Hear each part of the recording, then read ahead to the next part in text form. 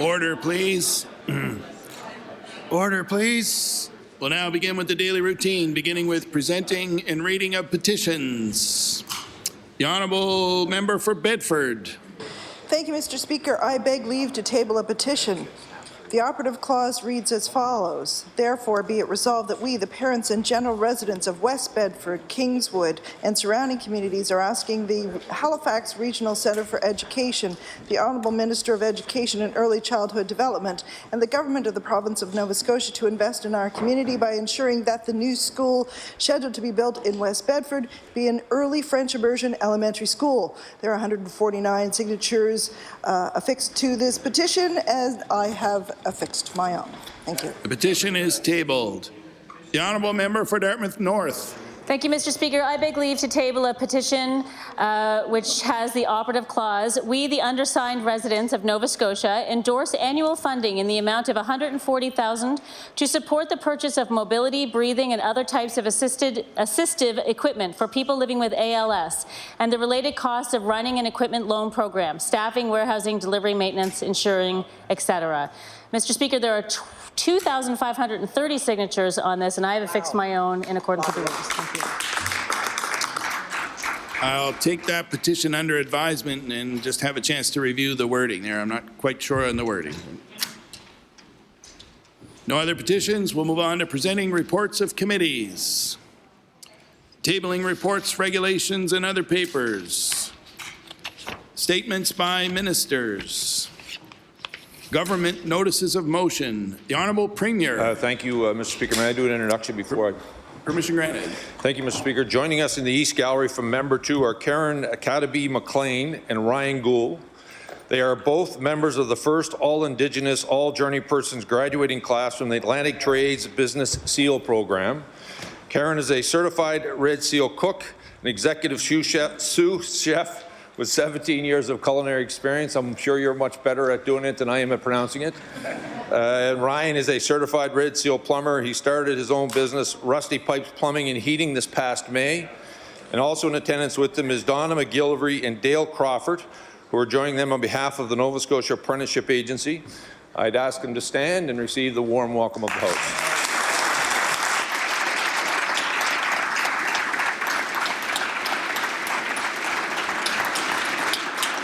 The Honourable Premier. You that are in the trades, if you decide you want to change careers, you can always become the Premier. Mr. Speaker, I hereby give notice on a future day I shall move the adoption of the following resolution. Whereas the first all-Indigenous and all-journey persons cohort graduated from the Atlantic Trades Business SEAL program on September 28th, and whereas this program is helping many Atlantic Canadian journey persons advance their careers by preparing them for the managerial roles, starting their own business, and advancing businesses they already own. And whereas the magnitude of talent in this cohort is nothing short of impressive, and their contributions as a strong and inclusive workforce will impact communities for years to come. Therefore, be it resolved that all members of the House join me in congratulating Karen Academy McLean, Ryan Gould, Austin Christmas, Sheldon Gould, Edward Johnson, Paul Adams Jr., and Michael Isidore on their accomplishments and wish them much success. Mr. Speaker, I ask for waiver of notice and passage without debate. There has been a request for waivers. Is it agreed? Agreed. It is agreed. Would all those in favour of the motion please say aye. Aye. Contrary minded, nay. The motion is carried.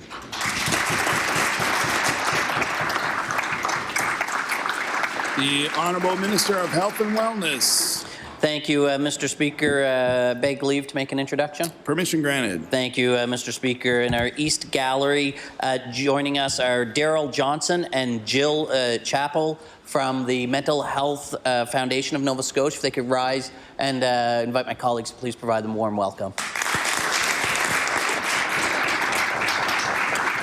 The Honourable Minister of Health and Wellness. Thank you, Mr. Speaker. I hereby give notice that on a future day I shall move the adoption of the following resolution.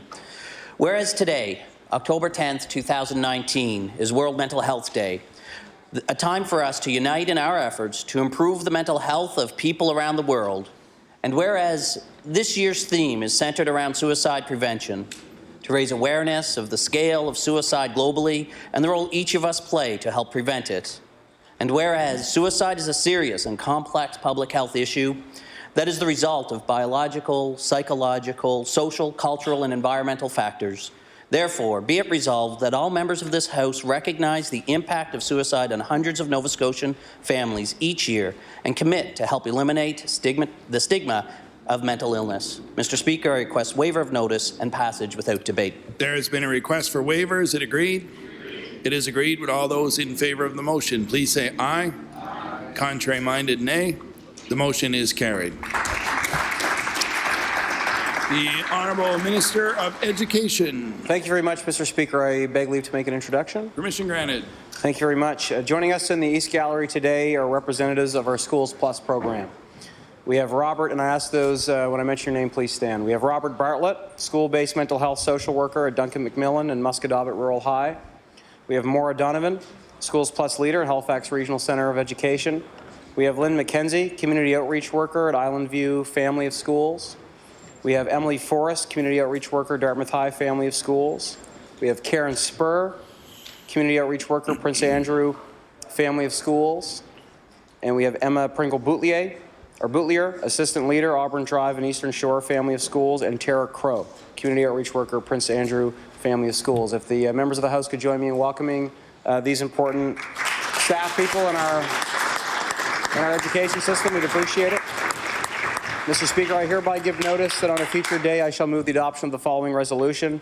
Whereas students and families across Nova Scotia access mental health services and other supports through Schools Plus, and whereas Schools Plus is now available province-wide as of this September, and whereas today, Thursday, October 10th, is World Mental Health Day, which raises awareness and this year focuses on suicide prevention, therefore be it resolved that all members of this legislature recognize the work being done by teachers, Schools Plus mental health clinicians and staff, and also recognize the important role schools, their partners, and families play in supporting mental health in our communities. Mr. Speaker, I ask for a waiver of notice and passage without debate. There has been a request for waiver. Is it agreed? It is agreed. Would all those in favor of the motion please say aye. Aye. Contrary-minded, nay. The motion is carried. The Honourable Minister of Immigration and Acadian Affairs. Mr. Speaker, I beg leave to make an introduction. Permission granted. Joining us today in the East Gallery are leaders and members and representatives of our province's Chinese community representing academic, cultural, business, and athletic organizations. I'm going to read their names and ask each one of our guests to rise and remain standing until I call all names. Wilbur Hong, Chinese Society of Nova Scotia. Eric Young, Chinese Benevolent Society of Nova Scotia. Jinyu Shang, Halifax Chinese Language School. Edward Leong, St. Mary's University Chinese Student Association. Jing Zhang, Chinese Culture and Art Club of Nova Scotia. Hang Weng, Atlantic Canada Ping Pong Association. Zhen Lu Sun. Joyce Liu. Mickey Quan. Fan Ding. Jimbo Chen. Johnny Yang. Fred Fong. Richin Zhang. Kinsu Tracy Guan. Wang Ying, meaning welcome in Chinese. I ask all members of the House of Assembly to please give them the warm welcome of the House.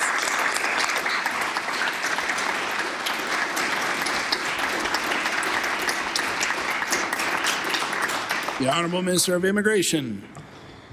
I hereby give notice that on a future day I shall move the adoption of the following resolution. Whereas Nova Scotia is a diverse and multicultural province of which the Chinese community is an important and vibrant part.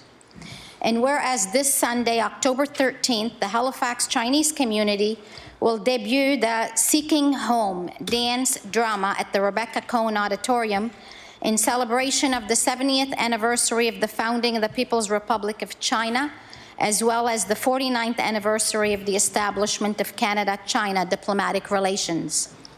And whereas as Minister of Immigration, I have had the pleasure to join the Chinese community in celebrating many traditional milestones and cultural events in Nova Scotia, such as the successful inaugural Chinese Festival, the Chinese New Year festivities, birthdays, business openings, artistic performances, and so many more. Therefore, be it resolved that all members of this House of Assembly recognize the contributions that Nova Scotia's Chinese community have made to the province's economic development, post-secondary institutions, social and cultural fabric, and wish them continued success throughout the generations to come.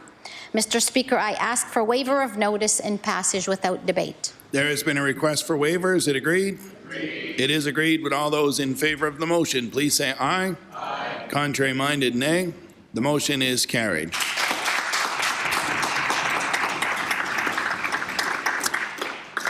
The Honourable Minister of Service, Nova Scotia. Mr. Speaker, I hereby give notice that on a future day I shall move the adoption of the following resolution. Whereas October 7th to 11th is Customer Service Week, an international celebration of the people who serve and support our customers on a daily basis. And whereas the team at the Department of Service Nova Scotia and Internal Services work hard every day across our province to provide quality service to our clients, both internal and external to government. And whereas they often go above and beyond what is expected to provide exceptional service to citizens and businesses of Nova Scotia. Therefore, be it resolved that all members of this House thank our hardworking public servants for their continued commitment to service excellence. Mr. Speaker, I request waiver of notice and passage without debate. There has been a request for waiver. Is it agreed? It is agreed. With all those in favor of the motion, please say aye. Aye. Contrary-minded, nay. The motion is carried. The Honourable Minister of Community Services. Mr. Speaker, may I make an introduction? Permission granted. Thank you, Mr. Speaker. Joining us in the gallery today in recognition of International Day of the Girl, which I realize is tomorrow, so I'm jumping the gun a bit, are two young women from Halifax who are here with their families. Carly Clark, and I'd ask them to please rise as I call out their name. Carly Clark has been an active youth in the community and often helps with the Mulgrave Park Caring and Learning Centre's annual Park Day celebration. And Alicia Johnson has been a part of Mulgrave Park Caring and Learning Centre for a number of years. She's been instrumental in assisting girls in the centre's programs, and she's also worked to enhance and add vibrancy of her community through initiatives such as Beautification Day. I'd ask the members of the House to give them a warm welcome.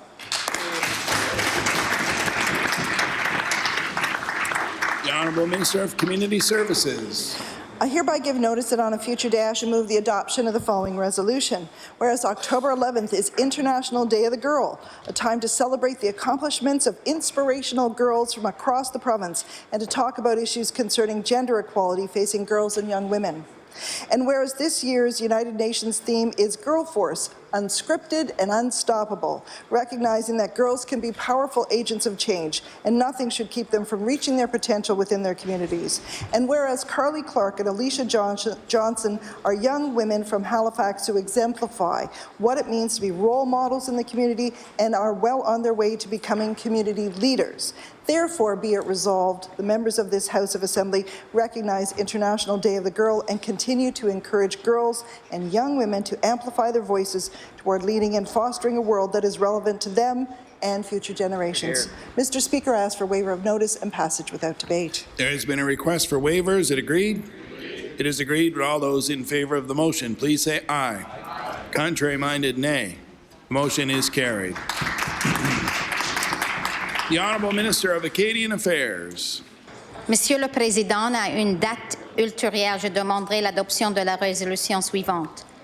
Attendu que le 9 octobre 2019 se tenait à Québec la 41e cérémonie de remise des insignes de l'Ordre des francophones d'Amérique, et attendu que cette distinction est décernée annuellement depuis 1978 par le Conseil supérieur de la langue française, pour souligner l'attachement de personnes et d'organisations à la langue et à la culture française en Amérique.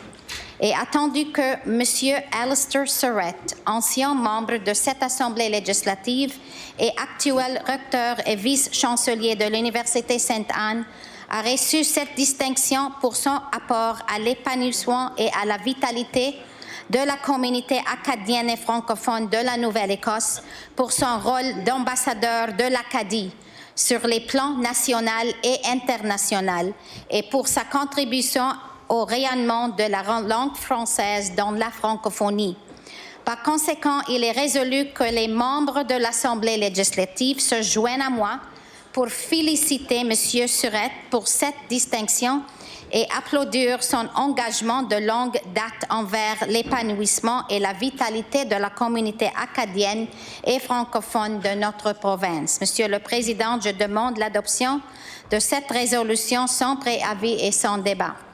I hereby give notice that on a future day I shall move the adoption of the following resolution. Whereas on October 9, 2019, yesterday, the 41st ceremony of the Order des Francophones d'Amérique was held in Quebec City.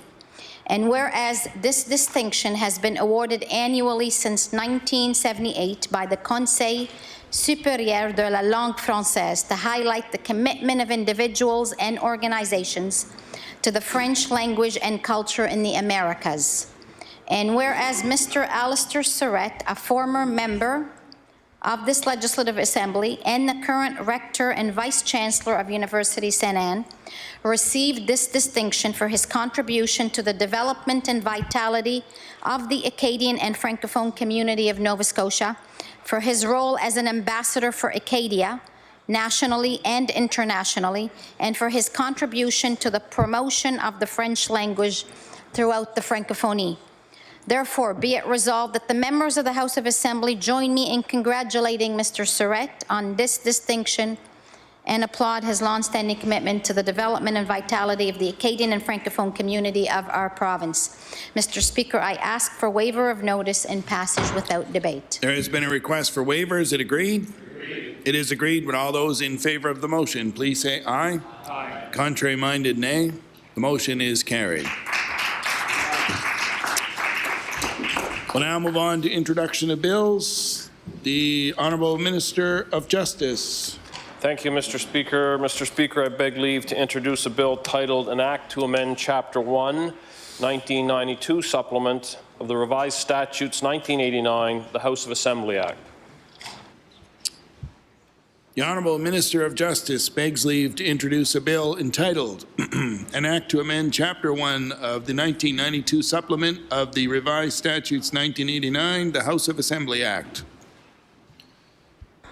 Bill number 189, entitled An Act to Amend Chapter 1, 1992 Supplement of the Revised Statutes 1989, the House of Assembly Act. Ordered that the bill be read a second time on a future day. The Honourable Member for Cape Breton Centre. Thank you, Mr. Speaker. May I make an introduction? Permission granted. Mr. Speaker, I rise today and I'd like to draw your attention to the gallery opposite to welcome Tom Nickerson and his sister Shirley Burris.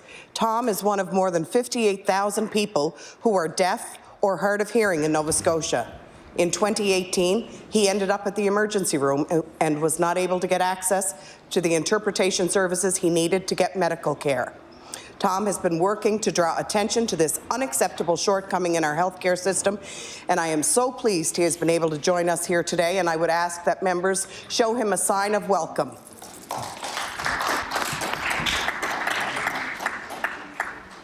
The Honourable Member for Cape Breton Centre. Mr. Speaker, I beg leave to introduce a bill entitled An Act to Amend Chapter 32 of the Acts of 2014, the Health Authorities Act, respecting assistance to the deaf and the hard of hearing.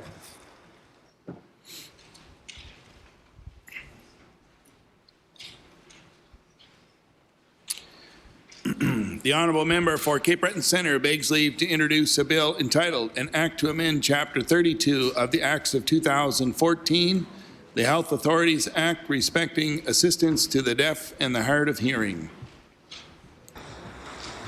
Bill number 190, entitled An Act to Amend Chapter 32 of the Acts of 2014, the Health Authorities Act, respecting assistance to the deaf and the hard of hearing. Ordered that this bill be read a second time on a future day. The Honourable Minister of Municipal Affairs. Thank you, Mr. Speaker. I beg leave to introduce a bill entitled An Act respecting the candidacy of municipal councillors for other elected offices.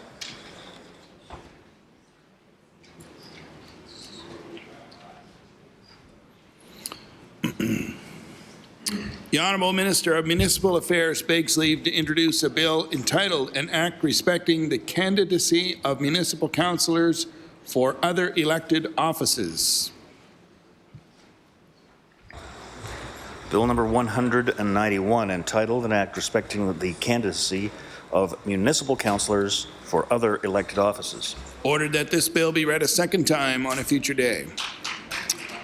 The Honourable Minister of Municipal Affairs. Thank you, Mr. Speaker. I also beg leave to introduce a bill, an act to amend Chapter 300 of the Revised Statutes 1989, the Municipal Elections Act.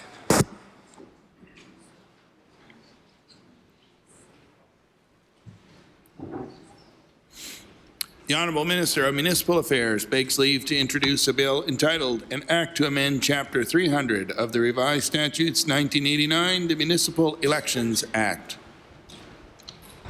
Bill number 192, entitled An Act to Amend Chapter 300 of the Revised Statutes 1989, the Municipal Elections Act. Ordered that this bill be read a second time on a future day. We'll now move on to notices of motion. Statements by members. The Honourable Member for Pictou East. Thank you, Mr. Speaker. I rise today to congratulate Halifax Wanderers FC on their inaugural season. Last night, the Wanderers earned a 1-1 draw against Pacific in the final game of their first Canadian Premier League season. James Covey and the Privateers 1882 started pushing for a professional soccer team in Halifax, and the group have added great spirit to the Wanderers' home games. I've attended many games myself, and I can attest to the exciting atmosphere they provide. The team drew more than 100,000 fans from across its very successful season, drawing people from the United Kingdom and the United States who came with the purpose of watching professional soccer in Halifax. The City of Halifax was a great partner in helping to develop a field and facility that is now capable of holding international level competition. The team and the fans have also had tremendous positive impact on businesses in the area and local vendors. I'd like the House to join me in congratulating owner Derek Martin, his staff, coaches and players on a great season and wishing them more success in the years to come. Thank you, Mr. Speaker. The Honourable Member for Halifax Needham. Mr. Speaker, I rise today on World Mental Health Day to recognize the important and tangible link between mental health and access to safe, affordable and adequate housing. Recently Mind, the UK's top mental health charity, found that 79%, nearly 4 in 5 people, said a housing situation has made their mental health worse or caused a mental health problem. In Nova Scotia, there are 23,645 households that spend more than 50% of their income on rent and utilities. I will ask the members of this House to take a moment to reflect on the stress, anxiety, and toll on one's mental health created by living in such a precarious situation. Thank you. The Honourable Member for Yarmouth. Thank you very much, Mr. Speaker. Today marks the grand opening of the Tri-County Mental Health and Wellness Centre in Yarmouth. This will be a drop-in centre for people who feel they need additional mental health support. The centre will also provide programming, education, stigma reduction, suicide prevention awareness, and one-on-one peer coaching. I'd like to congratulate Tri-County Mental Health and Wellness founder Brenda Martin Hurlbert and her team of volunteers on this important and crucial initiative, and thank them for dedicating their time, energy, and compassion to the mental health and wellness of our community. The Honourable Member for Kings North. Mr. Speaker, I rise today to recognize World Mental Health Day. Every one of us has mental health, and unfortunately every one of us will be impacted by mental illness at some point. Whether it is a battle we fight ourselves or a battle fought by someone we care about, it is never easy. You never know what's going on in someone's life, so on World Mental Health Day, remind yourself to treat others with kindness and to check in on your loved ones. I hope we can all be a listening ear for someone in need and work together to ensure proper services are available for those brave enough to seek them. Thank you, Mr. Speaker. The Honourable Member for Cape Breton Centre. Mr. Speaker, access to mental health care and supports is a huge issue everywhere in the province, but especially dire in my community. The posted wait time at industrial Cape Breton clinics for adult mental health services is now 245 days. According to the target, people should be seen within 28 days. We continue to lose many of the professionals who deliver mental health and psychiatric care. In 2017, of the 8 psychiatry students who graduated from the Dal Medical School, only 1 chose to practice in rural Nova Scotia. Psychology and psychiatry positions are going vacant for years at a time, and those vacancies have serious consequences. We need a province-wide strategy and adequate funding for community-based mental health organizations. We've been waiting for a renewed mental health strategy since 2016, but we've seen nothing from this government. I hope people remember this week and every week that words are not enough when it comes to supporting people with mental health problems. We need action.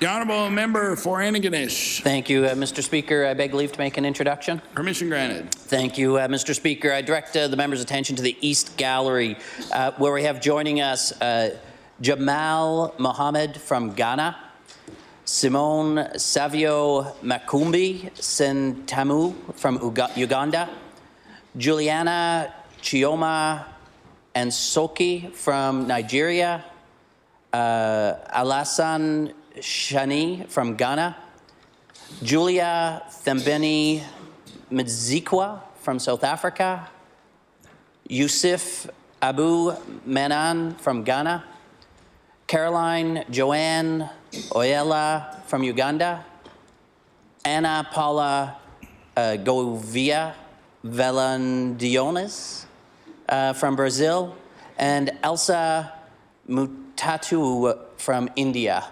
And if there's anyone else that I missed, please rise. These individuals are all from St. Avex's Coady International Student participants.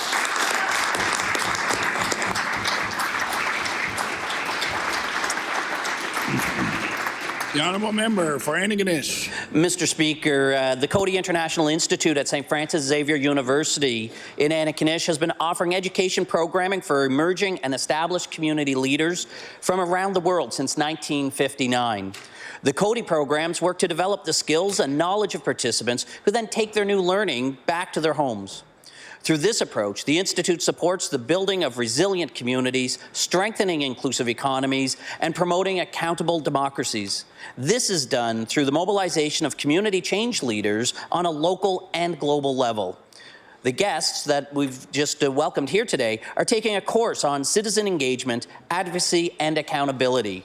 They are exploring ways to engage citizens in deepening democratic practice and in promoting transparency, accountability, and participation in governance systems and structure. Mr. Speaker, the Coady Institute is one of Nova Scotia's best-kept secrets, and I invite the members present to join me not only in welcoming our guests, but on congratulating Coady International Institute on its 60 years of building a better world. Thank you. The Honourable Member for Queens Shelburne. Mr. Speaker, I rise today to acknowledge the achievements of Dr. Kim Crawford, who has practiced internal medicine on the South Shore of Nova Scotia for 34 years and has earned a reputation of excellence and high standards. Above and beyond this, he has become an invaluable mentor for general practitioners, taking on several leadership roles, including Chief of Medicine, Chief of Staff, and held key positions with national medical associations. At the Doctors Nova Scotia Conference in June of this year, Dr. Crawford was recognized by the Canadian Medical Association with the Honorary Membership Award. Mr. Speaker, it is my honour and pleasure to congratulate Dr. Crawford on this well-deserved recognition, and I thank him for his years of service and care to residents and medical professionals in this province. Thank you, Mr. Speaker.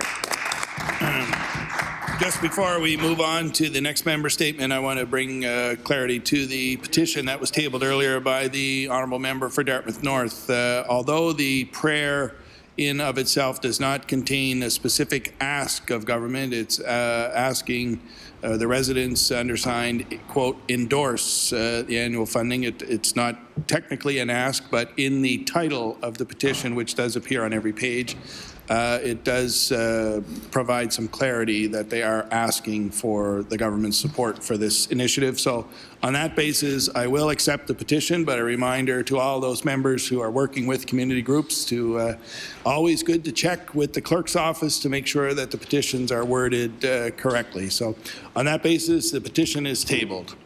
We'll now move on to the honourable member for Dartmouth South. Thank you, Mr. Speaker. Mr. Speaker, I rise in recognition of the swift, skilled, efficient actions of the crew members on the Dartmouth ferry yesterday, whose fast action in response to a passenger falling overboard resulted in the rescue of that individual.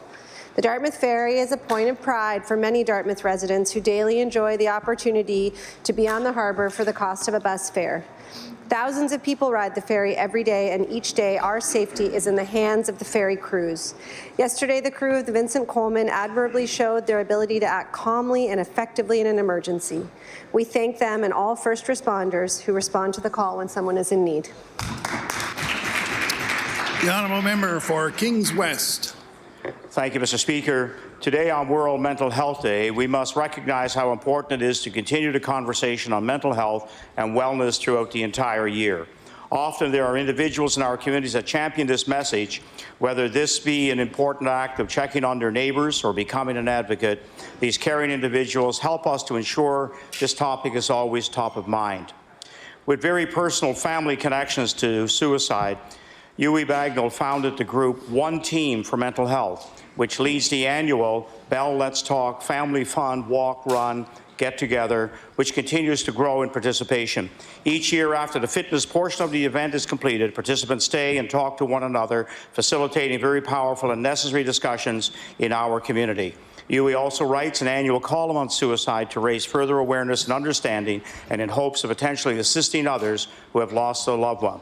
Mr. Speaker, this is only scratching the surface of the work Uwe Bagnall has done, continues to do in our province, and I would ask that all members of the House join me recognizing for his efforts, and furthermore, I would ask that we all continue to talk and raise awareness around mental health and wellness. The honourable member for Pictou Centre. Mr. Speaker, I rise in the legislature today to recognize the under-15 Stellarton Albion's baseball team, 2019 Atlantic Baseball Champions.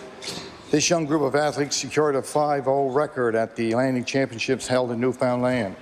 Teamwork, sportsmanship, dedication, and guidance from the coaching staff played a huge part in the team's success.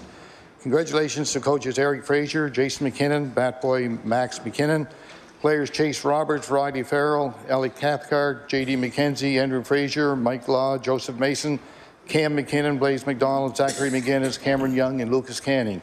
The Albions completed their successful season with a 27-4 record, winning their last 16 consecutive games.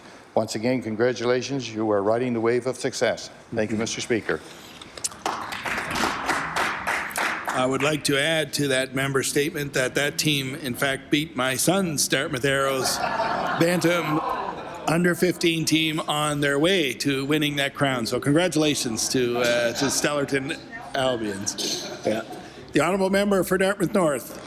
Mr. Speaker, on this World Mental Health Day, I would like to draw attention to the importance of ensuring mental health services are available for trans and non-binary people.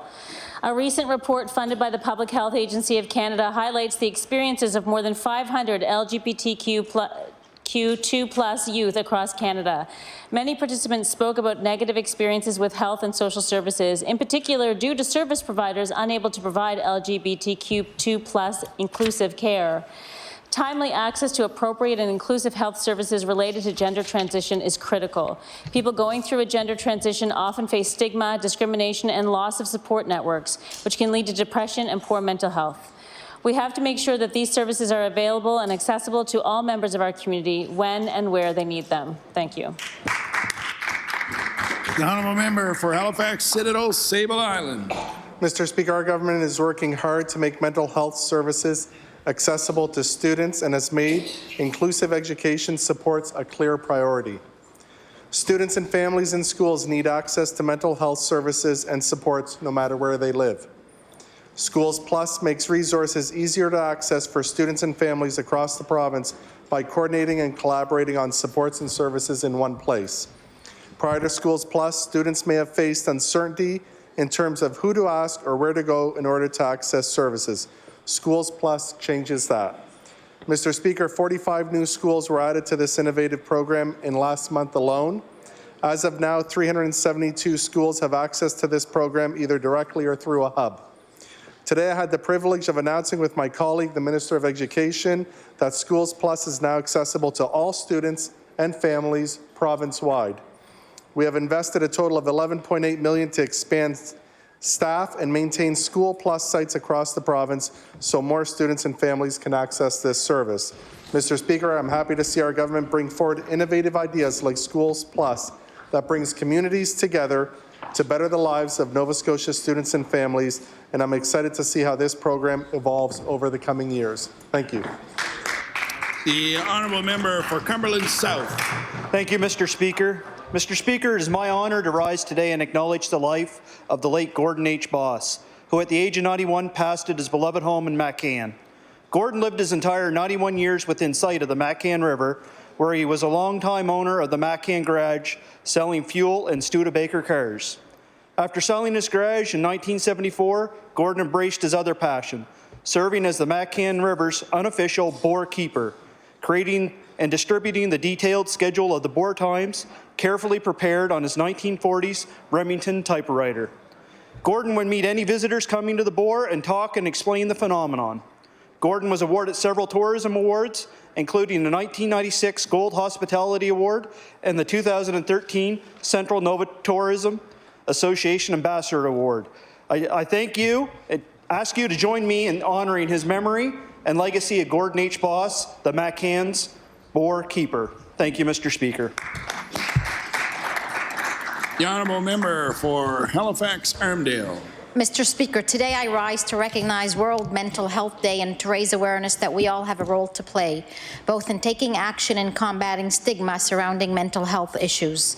This morning, I joined my colleagues at Citadel High School to highlight the expansion of the Schools Plus program to help increase access to mental health supports. I'm so pleased that Schools Plus is now available to all students and families province-wide.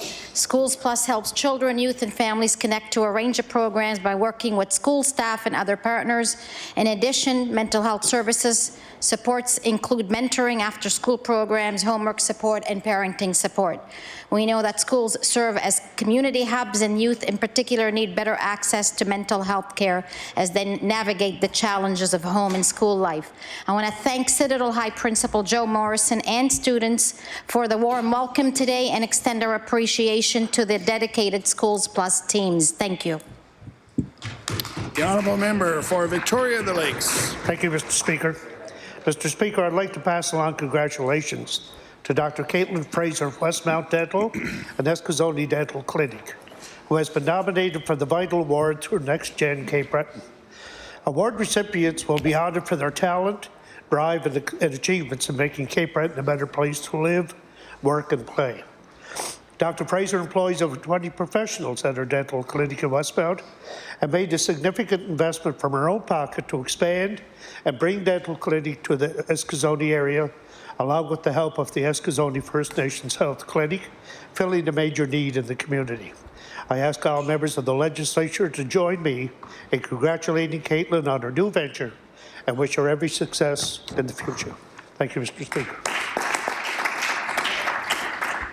The honourable member for Waverley Fall River Beaverbank. Mr. Speaker, the internet is changing the way that we deliver health care. Our government is harnessing this technology to offer innovative services to those that need of help. Our suite of e-mental health services offer numerous online health services to students currently enrolled in university. This ensures that the access to mental health services doesn't end at the high school graduation. We are committed to offering these services to Nova Scotians of all ages, including university students. Mr. Speaker, I am proud to see that the government continues to innovate when it comes to delivering health care. It is easy to be cynical and expect problems to be fixed with the flick of a switch. But the reality is these programs and systems are complex and require reform and retooling in the digital age. Thank you, Mr. Speaker. The honourable member for Sackville-Cobequid. Thank you, Mr. Speaker. Mr. Speaker, I rise today to recognize the organizers of the Halifax Jazz Festival. The Halifax Jazz Festival is the largest summer festival in Atlantic Canada and is a great way to bring people together. Understanding, though, that a lot of people are not able to travel to Halifax to take in the festival, Michelle Champness, Executive Director of the Sackville Business Association, teamed up with Halifax Jazz Festival and Acadia Recreation Society to bring the festival to Lower Sackville's Acadia Park. The festival took place on July 13, 2019, to the delight of many. Mr. Speaker, I ask all members of the Nova Scotia House of Assembly to join me to take this opportunity to congratulate the organizers of the Halifax Jazz Festival, Sackville Business Association, and Acadia Recreation Society, who helped bring the Sackville portion of the festival to our Lower Sackville community. Thank you, Mr. Speaker. The honourable member for Chester St. Margaret's. Thank you, Mr. Speaker. Mr. Speaker, organizations like Langhouse contribute greatly to our communities. Langhouse is a drop-in centre for youth aged 16 to 29 living with mental health challenges. This government is committed to funding such organizations that help those dealing with mental health issues. Mental health challenges are every bit as serious and deserving of our attention as physical conditions. We need investments in prevention and mitigation when it comes to mental health, and I'm proud to be part of a government that is doing exactly that. Mr. Speaker, our government has increased funding to Langhouse in order to help them expand their vital services into the community of Yarmouth. Youth dealing with mental health challenges will now have greater access to more resources in the Yarmouth area. Mr. Speaker, this government is making the needed investments in mental health care, and I'm happy to play a role in the progress of this file.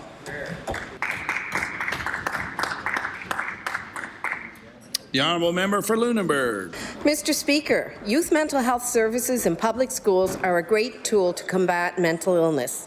Too often, mental illness is not taken as serious as a physical illness. For children and youth, mental health needs are often overlooked. That's why this government is aiming to change the conversation around mental health and provide resources to those in need, especially young people. Mr. Speaker, our education system is now offering youth mental health outreach in 79 schools. That outreach led to 15,000 visits with young Nova Scotians since October of 2018. Mr. Speaker, I hope to continue to see our government make investments into mental health and wellness, especially among young people. Thank you, Mr. Speaker. The honourable member for Cumberland North. Mr. Speaker, I love welcoming new entrepreneurs and businesses to Cumberland North, and today I'd like to welcome Larry and Maxine Pye to Amherst as they opened the Art of Rebellion Tattoo Studio this recent summer. Larry and Maxine moved from Ontario to open their new business. They bring expertise in their art, and they may have even convinced me to get my first tattoo. It's exciting to see the couple venture into Cumberland County, joining many other new businesses. I would like to wish them success as they build their clientele and continue to add culture to our area. I'd like to thank Larry and Maxine for choosing Cumberland County as their new home as they work hard in their new place. Thank you, Mr. Speaker. The honourable member for Halifax Needham. Mr. Speaker, as we approach Thanksgiving weekend, I want to recognize and thank residents of Mulgrave Park for their ongoing commitment to building community and particularly to supporting youth. Tonight, the Phoenix Youth and Community Centre will host its annual Thanksgiving dinner for upwards of 90 guests. Community members will prepare the turkeys, ham, and all the fixings for the event.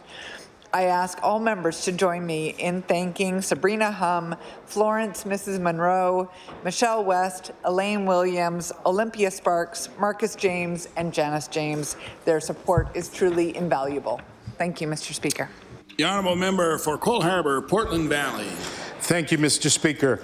The community of Eastern Passage has benefited greatly from our recent investments in the Youth Health Centre. In the first year of operations, 405 youth came and accessed the vital services offered at this new facility. This center emphasizes the diversity of conditions that youth may be dealing with. Many traditional youth services focus only on physical health. Our government has made a commitment to emphasizing the role of mental health plays in all overall health.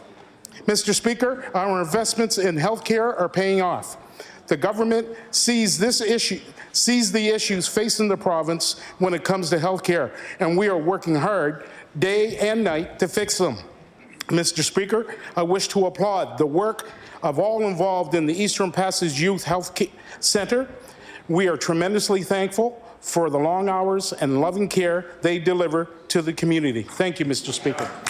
The honourable member for Sackville-Beaverbank. Thank you, Mr. Speaker. Mr. Speaker, today I rise to acknowledge After Warranty Auto Repair Shop, a business in Middle Sackville which is celebrating 25 years in the community. After Warranty Automotive, of course, they specialize in automotive service, including vehicles, maintenance, repair.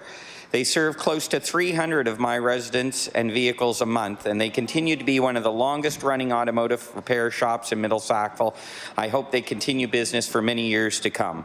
I'd like to take an opportunity to thank After Warranty Automotive Repair for its 25 years of continuing service to the people of Middle and Upper Sackville and congratulate their owner, my friend Joe Hugh, and their 7 employees on all the great work that they've been able to do over the last 25 years. Thank you, Mr. Speaker. The honourable member for Timberley Prospect. Thank you, Mr. Speaker. I'd like to recognize Gabe Davignon, a resident of Whites Lake. Gabe has been chosen to represent the under-15 Nova Scotia basketball team at the Nationals this summer. Basketball Nova Scotia runs a high-performance program for athletes between the age of 14 and 17. This program provides an opportunity for the coaches to identify the best basketball players in our province. The program also provides the opportunity for participants to play, compete, and represent Nova Scotia at the provincial, Atlantic, and national levels.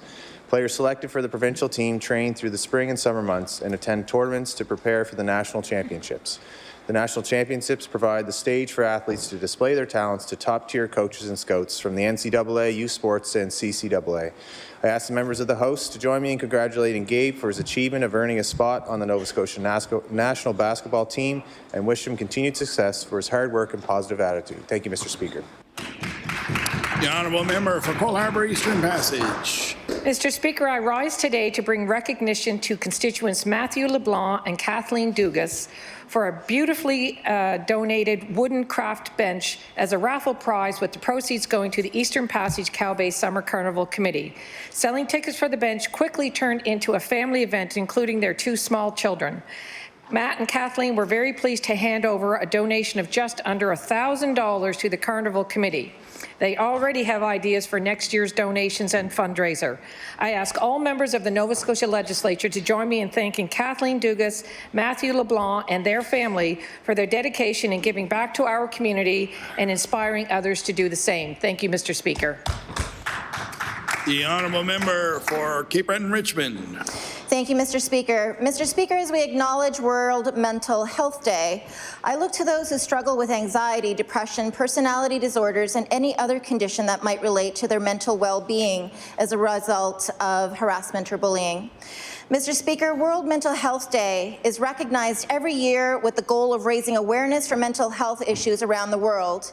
In Nova Scotia, we look to the supports and resources available to those struggling with mental health issues, whether it be access to trained health professionals, community-based organizations and programs, or supportive workplace environments which are safe, respectful, and positive. Mr. Speaker, I ask all government departments, all members of this House, and all Nova Scotians to ask themselves, have I done my part in educating myself about and reflecting on the impact my words and my actions have on others and how this affects their mental well-being? Thank you, Mr. Speaker. The honourable member for Fairview Clayton Park. Mr. Speaker, I rise today to recognize an outstanding teacher in my community who constantly encourages her students to be aware and take action against bullying. Last year at Burton Enger Elementary, Angela Deliberatory had the idea to get her grade 3-4 class to write, perform, and produce a video that explores bullying and what it means to be a bystander. As part of the project, students stood in front of the camera and talked about the effects of bullying. In the video, students were encouraged to be an upstander and give tips on what to do when they witness or experience bullying. Some of these tips included be confident in yourself and be nice to people and they will be nice to you, and don't leave people out. Mr. Speaker, I think that this is a valuable lesson that all students and adults should learn, especially today on World Mental Health Day. I ask that the members of this House of Assembly join me in thanking Angela for her continued support for her students in their fight against bullying. Thank you. The honourable member for Sydney River Myra Lewisburg. Thank you, Mr. Speaker. I rise today to congratulate the Donkin Citizens Brass Band on their recent 100th anniversary. The band was established in 1919 and since then has been performing free celebratory concerts such as Remembrance Day services and playing in nursing homes and community events. The band consists of 15 members, both men and women, between the ages of 29 and 80. Most who have reported having deep family connections up to 4 generations in and around the Donkin area. They also have a list of great accomplishments, including their first radio broadcasted performance in 1924, an appearance in the Bay Boy movie in 1984. I stand here today to thank and congratulate the Donkin Citizens Brass Band and their members on their dedications to their band and community involvement. Thank you, Mr. Speaker. The honourable member for Dartmouth North. Mr. Speaker, as Thanksgiving Day approaches, I rise to recognize about 45 grade 9 students at John Martin Junior High who, under the leadership of their teacher, Christine McKenna, created and ran a community-based food drive for people facing food insecurity in our community. The students were required to create a collaboratively designed learning project as part of their citizenship class. And through this project, they identified food security as an issue in Dartmouth North and they took it on. They drew up a letter asking for food donations and went door to door in the community. In just 2 weeks, they collected over 1,000 items of food. They filled 2 shopping carts, the back of an SUV, and all of their backpacks, and then they walked the donations down to Stairs Memorial Church on Hester Street to give the food to the food bank there. Upon their arrival, volunteers of the food bank welcomed the young people and then taught them about how the food bank works. Mr. Speaker, as Ms. McKenna said, the grade 9 students took a small initiative and turned it into something much bigger. I want to express my thanks to all of these students and congratulate them on their wonderful initiative. I'm grateful for their contribution to our community. The honourable member for Hammonds Plains Lucasville. Thank you so much, Mr. Speaker. Today I'd like to congratulate Andrew Billard, a 17-year-old from Hammonds Plains who won 4 medals at the Olympic Hopes International Regatta held September 13th to 15th in Bratislava, Slovakia. This is an event that has emerged over the past 5 years as the top international regatta for young paddlers. This year, more than 800 athletes from 36 nations took part. Included in Andrew's 4 medals were gold in both the U17 C500 meters and C1 1000 meters. Plus, he also won a silver and a bronze in pairs races. Andrew's a grade 12 student at CPA and is a paddler with Masqua. He's had a very busy competitive season this year and also paddled at the World Junior Championships in Romania, where he won the B Division final. He also hopes to set on securing an Olympic spot in his future. Mr. Speaker, I'd ask all members of the House to please join me in congratulating Andrew on his exceptional results this season and wish him well in his future. Thank you. The honourable member for Dartmouth East. For permission to make an introduction. Permission granted. In the West Gallery, Mr. Speaker, we have Mr. Cole Photo. Cole is the outreach coordinator in our Dartmouth East office. And Cole, please stand and receive the warm welcome of the House of Assembly. Honourable member for Dartmouth East. Thank you, Mr. Speaker. I rise today to recognize Khalid Mojarkish, a new business owner in Dartmouth East. Station 1 Lebanese Kitchen is run by Syrian refugees and has an interesting backstory. Co-owner Khalid Mojarkish used to eat shawarma in Damascus, made by Ziad al-Sadi. Khalid helped bring his friend to Canada and gave him a job in this restaurant. This new business has created jobs for 4 Syrian men. This is a place where new life in Canada starts. Mr. Speaker, I would like to welcome Station 1 and their staff to Dartmouth East. I wish Khalid and his team all the best in their business venture, and I encourage all members to try the amazing shawarma prepared by Khalid and the staff. Thank you, Mr. Speaker. Thank you very much for those member statements.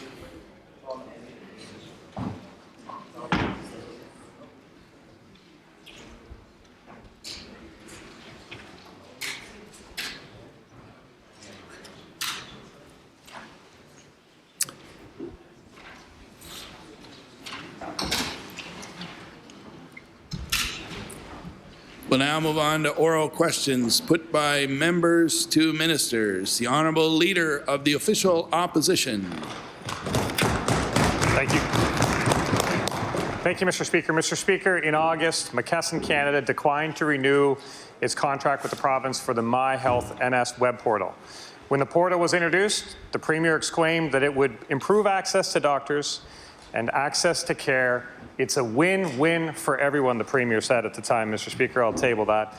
2 years later, McKesson has walked away. The Premier has an odd measuring stick for measuring wins when it comes to healthcare in this province. He often says we're winning, when it in fact feels to Nova Scotians that we're losing and falling further behind. I'd like to ask the Premier, are Nova Scotians better off now that the My Health NS contract has been cancelled? The Honourable Premier. Mr. Speaker, what the honourable member is referring to, My Health NS was an individual patient portal that allowed you, quite frankly, to be able to manage and look at your own records, blood tests, any other tests that were required. You could follow whether or not a special appointment had been put together. It would also allow your physician to communicate back directly with you, Mr. Speaker, if they chose to do it that way, to identify whether you required an appointment, those types of things. What the honourable member is referring to is continue to improve is one patient, one record, Mr. Speaker, which is on the move to continue to make sure that we modernize the healthcare delivery in the province of Nova Scotia. The Honourable Leader of the Official Opposition.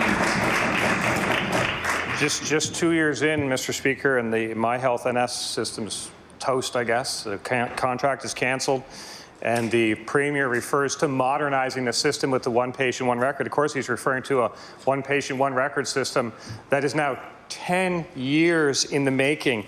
And for the benefit of the members, what the Premier is talking about doing with the one patient, one record is equivalent to holding an iPhone in one hand when trying to decide whether to buy a Betamax or a VHS in the other. The technology will be so out of date by the time the Premier gets around to awarding the tenders and getting it. It'll be years away, and it will be completely outdated. I'd like to ask the Premier, after 6 years of slogging away on the one patient, one record file, is the Premier ready to hit reset and start again to make sure the technology is modern? The Honourable Premier. Mr. Speaker, he is very right about the one patient, one record. Mr. Speaker, it was sitting on the desk of former Conservative ministers, Mr. Speaker, and then sat on the desk of New Democratic minister's desk, Mr. Speaker. The reality is that's the same thing when it came to the physical infrastructure across this province, Mr. Speaker.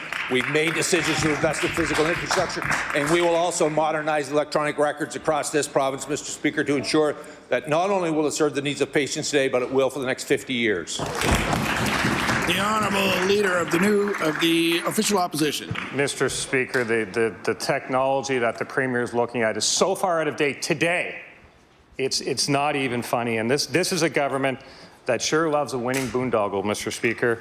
From the Blue Nose to the ferry to the crane, we know that this government doesn't have the capacity to manage an actual project, doesn't understand the value of taxpayer money, one boondoggle after another, and the 2-year My Health NS boondoggle is just a teaser, just a little teaser for Mr. Speaker for what's to come with the path they're on the one patient, one record. We know that this Premier can't get a good deal for Nova Scotians when he tries. So, if the province can't manage a web portal like My Health NS, how does the Premier ever think he will land on his feet on a one patient, one record? The Honourable Premier. Thank you, Mr. Speaker. Mr. Speaker, the Leader of the Conservative Party said no to the Yarmouth ferry everywhere else but in Yarmouth, Mr. Speaker. Mr. Speaker, he says no to the investment that we do in healthcare everywhere else, Mr. Speaker, except when he's standing in the communities, Mr. Speaker, that we're actually investing in. Mr. Speaker, he continues to say no to every decision we make, but the reality of it is... Order, please. The Honourable Premier has the floor. Mr. Speaker, despite what the Honourable Member says, our population is all-time high. Young people are seeing a future for themselves. The economy is growing, Mr. Speaker. Opportunities, wages, Mr. Speaker, up in this province. We see the private sector leading, Mr. Speaker, and guess what? The global community is actually embracing Nova Scotia. The Honourable Member wants us to retreat back to our own communities and not go out and export our product. Mr. Speaker, contrary to the Honourable Member, Mr. Speaker, he takes companies to court. We take them, Mr. Speaker, on trading missions to grow opportunities for our people. The Honourable Leader of the New Democratic Party. Mr. Speaker, I want to ask the Premier about the government's double standards. When that crane came down during the hurricane, The government was eager to step in to assume financial responsibility for the corporations involved, despite the fact that those major developers had insurance of their own. But the small businesses who've had to remain closed, despite the fact that they've had to keep paying wages and rent and utilities and so on, haven't heard a word about compensation, while the Premier has suggested to them just to check their own insurance. Can the Premier understand why people find this a double standard? The Honourable Premier. First of all, Mr. Speaker, let me say to the Honourable Member, we weren't eager to step in, Mr. Speaker. The reality of it is, Mr. Speaker, the crane operator Mr. Speaker, would require them to get that crane off that building. There were certain issues around indemnifying. That's why we're involved in this, Mr. Speaker, simply because of public safety, to ensure that we get that off. It was the reality of it was, Mr. Speaker, we will go back to recoup all of what we can through the insurances that are there, Mr. Speaker, but we believed it was in the best interest of public safety to work to try to get this crane off of that building. The Honourable Leader of the New Democratic Party. Mr. Speaker, here is another instance of this kind of double standard. In Yarmouth, the government paid Bay Ferries this year $13 million, even though the ferry was out of operation. Meanwhile, the owners of the Lake Lawn Motel in Yarmouth speak about how they've had this year 1,200 reservations cancelled because of the absence of the ferry. Now, there are an awful lot of Lake Lawn Motel type operations in Yarmouth County right now, and the government isn't paying them 13 cents. So isn't it a double standard that Bay Ferries get something for nothing while tourism operators get nothing whatsoever? The Honourable Premier. Mr. Speaker, it should highlight to the honourable member that when they cancelled the ferry when they were in government, it was a mistake, Mr. Speaker. That's the reality. What he's highlighting is the importance, Mr. Speaker, of that ferry to the tourism sector in southwestern Nova Scotia. The Honourable Leader of the New Democratic Party. No, Mr. Speaker, what I am highlighting is a government that operates with double standards. Now, so much depends on what you're willing to consider. We know the government is willing to consider, the Premier has told us, for example, $120 million in public revenue for a private stadium proposal. But what isn't being considered, it's been made clear, is a minimum wage that's anywhere close to a living wage, or housing programs robust enough so we don't have to have 20% of our people paying over 50% of their incomes out in rent, or enough support for young people so that we don't have the highest tuition in the country. I want to ask the Premier, isn't something wrong here somewhere? The Honourable Premier. Mr. Speaker, it's why, Mr. Speaker, we've adjusted the basic personal exemption, Mr. Speaker, so those, Mr. Speaker, who are in the category the honourable member is talking about gets a bigger benefit. You would also know, Mr. Speaker, just signed a national housing agreement. We continue to improve the rent situation here in the city. We know there's more work to continue to do. The honourable member referenced post-secondary education. It's why we forgive the loans to Nova Scotia students, Mr. Speaker. Continue to make those investments so we can attract and retain young people, make sure that they get the right start, Mr. Speaker, in this province. It's why more of them are choosing to stay here now. It's why we've seen the growth of the population between 18 and 34, Mr. Speaker. At the same time our population is going up. Since 1964, this is the first time the median age of this province has gone down, Mr. Speaker. That means more young people are staying and seeing a future for themselves. But the honourable member is right. We have some more work to do, and we're looking forward to doing it. The honourable member for Cole Harbour Eastern Passage. Mr. Speaker, this week we had representatives from 811 Telehealth in front of the Health Committee to examine the effectiveness and value of the 811 service. This is a service that Nova Scotians can use to speak to a registered nurse for non-emergency conditions, and in some cases individuals are redirected to the emergency department. However, it was only yesterday, a day after the committee met, that the Department of Health and Wellness saw fit to release a $42,000 consultant's report that could have greatly added to our conversation on Tuesday. So I have a simple question for the Minister of Health. Why did the Department of Health and Wellness wait until a day after a public televised meeting on the topic that its government put on the table to release a report that ironically expressed doubt around the efficacy of the 811 service? The Honourable Minister of Health. Thank you, Mr. Speaker, and the member opposite, there are many valuable aspects of the 811 service that were highlighted in that report. That includes, Mr. Speaker, a clear indication that those people who attend an emergency department after calling 811 and are recommended to attend emergency department as the appropriate course of care for their health issues actually have a higher level of acuity than the average population that shows up at the the emergency department. Mr. Speaker, it shows that 811 works as a very good service that connects Nova Scotians to a registered nurse who can help triage, provide support, and let them know if it is truly an emergency to get them to the right care. The honourable member for Cole Harbour Eastern Passage.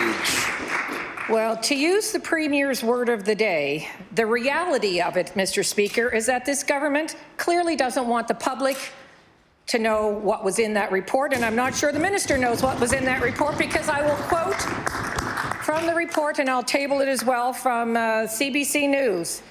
When asked whether they would recommend 811 as a source of accurate information, only 48% of the 365 practitioners agreed that they would. When it came to the doctors, roughly 60% of them said they would not. Nearly 80% of physicians and 60% of paramedics disagreed that they would recommend this service as an accurate source of information. So I'll ask the minister, does he agree with what was reported in the news? Is that what the report says?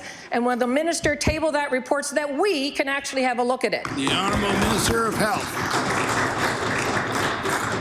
Thank you, Mr. Speaker. This was a report used to provide input to the department as we plan what direction, if any changes or future changes to the 811 system may materialize. That was what we were trying to do, is to establish, it'd been in place for a number of years, how it was working and operating. And Mr. Speaker, again, the member opposite is questioning the accuracy of the clinical information and advice being provided by registered nurses, Mr. Speaker. If the member opts, because it is registered nurses on the other side of that phone line providing the information to the people who call. So, Mr. Speaker, I assure you the accuracy of the clinical information advice being provided is accurate, and I challenge that member to question those nurses and their expertise. The honourable member for Cape Breton Centre. Thank you, Mr. Speaker. Mr. Speaker, my question is for the Minister of Health and Wellness. Today, right now, all elective surgeries at the Cape Breton Regional Hospital are cancelled, and all 30 patients or so who are admitted in the ER will remain there on a stretcher, hoping sometime they'll get a bed. There is simply no room to accommodate the need on our island. While the hospital is following protocol in cancelling surgeries, the root cause of the cancellation is the fact that there are no beds for surgery patients to recover in. However, funny enough, at the Glace Bay Hospital, 25 beds sit empty. Mr. Speaker, does the minister really think that this is the best use of our resources? The Honourable Minister of Health. Thank you, Mr. Speaker. We certainly recognize as a government the importance of providing care to Nova Scotians. That in primary care and community settings, Mr. Speaker, that's why we continue to invest in programs to support the expansion of primary care. That, Mr. Speaker, has seen the effectiveness. Order, please. The Honourable Minister of Health has the floor. The level of interruptions here is getting intolerable here, so I won't permit any more interruptions. There'll be a question and there'll be a time to respond. The Honourable Minister of Health. Thank you, Mr. Speaker. As I was saying, the effect, Mr. Speaker, of our investments and the work that we've been doing, we've seen the number of people in Nova Scotia registered for a primary care provider from this time last year to this time this year, Mr. Speaker, over the past year has reduced by 12%. That means 12% fewer Nova Scotians are registered looking for a primary care provider. The steps that we're taking, Mr. Speaker, are working. We have more work to do, and we're committed to doing that work. The Honourable Member for Cape Breton Centre. Mr. Speaker, the surgeries are cancelled for today. How can the minister stand there and say that you're improving? The surgeries are cancelled for today, and all 30 people are sitting or laying on a stretcher in the emergency room. That is not progress. Mr. Speaker, the redevelopment plan includes 12 new beds in the emergency room and 12 new beds in critical care. But even after considering the new non-acute care beds in North Sydney and Waterford, we still have a net loss of 18 beds in industrial Cape Breton. Mr. Speaker, the minister can stand here until he's blue in the face. This is not an improvement for Cape Breton. It may be in 5 or 10 years, but what, Mr. Speaker, is the minister doing for these surgeries and patients today? The Honourable Minister of Health. Thank you, Mr. Speaker. As the member would know, the Nova Scotia Health Authority manages and operates our hospital facilities throughout the province. They, I assure you, Mr. Speaker, are as concerned as we are in government, the members opposite, indeed Nova Scotians within that are serviced within the Cape Breton regional area. But, Mr. Speaker, I assure you that every effort is being made to identify a process. I know for a fact the Deputy Minister and I were engaged on this very topic last night. Mr. Speaker, we continue to engage with the executives within the Nova Scotia Health Authority and their staff to come up with the plan to address the very issue the members raised. Work is ongoing, Mr. Speaker, and I look forward to seeing the results of those steps, Mr. Speaker, just like the positive results that we're seeing in areas like primary health care that I've highlighted earlier. The Honourable Leader of the Official Opposition. Thank you, Mr. Speaker. We have a huge military presence in this province, and we're all incredibly proud of the contribution that the military makes to our economy here in Nova Scotia. Yesterday was announced that the federal Liberal government has quietly cut reimbursements to hospitals for health care for those serving in the military, and I can table that, Mr. Speaker.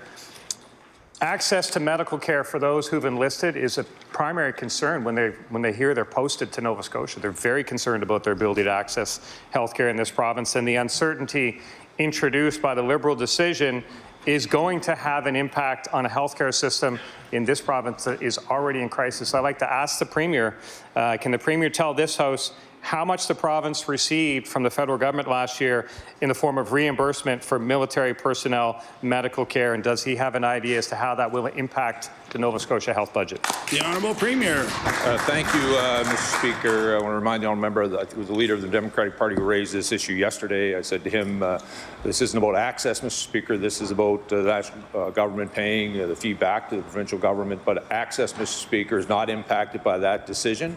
Those military families who are important to all parts of this province will continue to have access to primary care across the province and the surgeries that are required. What I'm referring to is the investment that the federal government would make back for the Canadian Armed Forces serving in all Canadian provinces, not just this one. We're still looking at what the impact would be, but we did, Mr. Speaker, as I said yesterday to the honourable member when he asked me that question, the Minister of National Defence said no facility would be negatively impacted. The Honourable Leader of the Official Opposition. Actually, the Premier's friend, Justin Trudeau, said when he admitted yesterday that he didn't know what the effect would be on provincial hospitals. I just asked the Premier if he knows how much we've received from the federal government. He didn't answer because he doesn't know the answer either, because every time this Premier has had an opportunity to stand up to the federal Liberals for healthcare funding, he has turtled. He turtled in the 2016 healthcare accord negotiations. This is a Premier that won't stand up for this province. Every time he has an opportunity to stand up for Nova Scotia, he shrugs his shoulders. So I'd like to ask the Premier if the Premier will commit to standing up for those brave military men and women to make sure that their healthcare requirements are continued to be funded by the federal government. The Honourable Premier. Thank you, Mr. Speaker. I want to thank the honourable member for his question, Mr. Speaker. I want to remind the honourable member, Mr. Speaker, not only when we were dealing with a Conservative Prime Minister and the current Prime Minister, Mr. Speaker, what this Premier continues to do and will always do, regardless of the office, is make sure that he defends the interests of Nova Scotia, Mr. Speaker. And Mr. Speaker, I'll make sure I come home with my dignity, quite frankly, Mr. Speaker, on the best interest of Nova Scotians. We continue to improve the healthcare infrastructure. We're investing more money in mental health because of the deal we made with the national government. We're investing more money in long-term care, Mr. Speaker, with the deal we made with the national government. The minister would also recognize we signed over a $400 million investment in affordable housing. He would also know we just signed the largest infrastructure announcements around 20 or 100 series highs with the national government, Mr. Speaker. The Honourable Premier has the floor. We'll continue to do so, Mr. Speaker. At the same time, we'll go out in the global community, Mr. Speaker, to ensure that we continue to grow the economy of Nova Scotia. Because, Mr. Speaker, there are Conservative premiers across this country who only wish they could grow the economy as well as this Liberal government of Nova Scotia. The Honourable Member for Dartmouth East. Mr. Speaker, my question is for the Minister of Education. In 2017, our caucus criticized the government because we thought it was irresponsible to think they could adequately roll out pre-primary in only 3 months. Well, Mr. Speaker, I must apologize because we were wrong. The reality is they couldn't implement it adequately in 3 years. It's hard to know, Mr. Speaker, what's worse. Telling parents in late August that the pre-primary program announced in the spring would be delayed until October, or letting parents wait aimlessly for a location to be determined for their child's previously announced pre-primary class. My question for the minister is this. Does he feel the situations with the pre-primary programs at Duck Donville and Burton Edinger schools were handled properly? Thank you, Mr. Speaker. The Honourable Minister of Education. Thank you very much, Mr. Speaker. Unlike the Conservatives who opposed pre-primary and universal early learning for 4-year-olds, despite the science on the importance of that early learning for our students, despite the Conservatives' calls to slow down and stop, we haven't, Mr. Speaker. Our biggest challenge has been actually keeping up with demand. And out of the 80 new sites this year that we brought in, there was one delayed at Duke Danville, and the reason for that was because there was much more parents who wanted their kids in that program than anticipated. And you know what we're doing? You know what we're doing, Mr. Speaker? We're actually building more space on that school property so we can accommodate this service to more 4-year-olds to help their parents, Mr. Speaker. The Honourable Member for Dartmouth East. Mr. Speaker, despite this government's practice of drive-by smears, this caucus was opposed. Order, please. Order, please. The Honourable Member for Dartmouth East will retract that statement. The Honourable Member for Dartmouth East will retract that unparliamentary statement. Mr. Speaker, I retract that statement. This caucus remains opposed to the mismanagement of the implementation of pre-primary. Now, in year one of the pre-primary rollout, everyone knew there would be issues. That's what happens when you rush a program to keep an election promise. I don't think people expected those problems to be as large as they were, but we hoped they were simply growing pains. But here we are 3 years in, and the same problems that plagued this program in year one continue, and the patience of parents is being tested. My question is this. Will the minister commit to ensuring all new pre-primary sites have an appropriate location secured before they are announced to school communities? Thank you, Mr. Speaker. Premier. Speaker, I want to thank the honourable member for the question. The reality of it is that caucus, Mr. Speaker, is opposed to the Yarmouth Ferry. It's opposed to trade, Mr. Speaker. It's afraid of exporting. The Honourable Premier has the floor. Mr. Speaker. And Mr. Speaker, they voted against ensuring that every 4-year-old would have access to an evidence-based, play-based program, regardless of the socioeconomic circumstances they are born into. What they want to do, Mr. Speaker, is continue to hold children in this province into poverty when we're giving them an opportunity to grow, Mr. Speaker. That's the reality, Mr. Speaker. The Honourable Member for Dartmouth East. Mr. Speaker, the reality is this government practices a leap before you look mentality. This is what happens, Mr. Speaker, when you invest $20 million into a vessel that hasn't sailed once this season. Time and time again, whether it's pre-primary or the Yarmouth Ferry, they've shown Nova Scotians that they plan to the podium. Now, Mr. Speaker, my question is for the Minister of Education. There is no doubt that inclusive education has been and should remain a priority in our education system. And it's because of that importance that it strikes me as odd that the inclusion training is not mandatory for early childhood educators working in the government-funded pre-primary program. My question is this. How can students with diverse needs participate in the universal pre-primary program if their instructors don't have the inclusion training? Thank you, Mr. Speaker. The Honourable Minister of Education. Thank you very much, Mr. Speaker. Again, the members opposite are spreading misinformation on our pre-primary program. Here's the reality of that program, Mr. Speaker. Nova Scotians want that program. They're benefiting from it. Our biggest challenge has been keeping up with demand. If the member would take time to actually speak with parents whose kids are in that program, they'll get the positive feedback that we're receiving on this side of the House. There's inclusion training available for ECEs who require that training. If they do have a diverse group of needs for their pre-primary students. We also have additional supports provided through the regional centers of education to give those extra hands in those pre-primary classes if they're needed, Mr. Speaker. The Honourable Member for Dartmouth East. Speaker, the reality is, Mr. Speaker, I have consulted with parents, and those parents have indicated to me that the quick implementation of the program left a lot of gaping holes in the programming. And the reality is, Mr. Speaker, when this was implemented, it wasn't universal.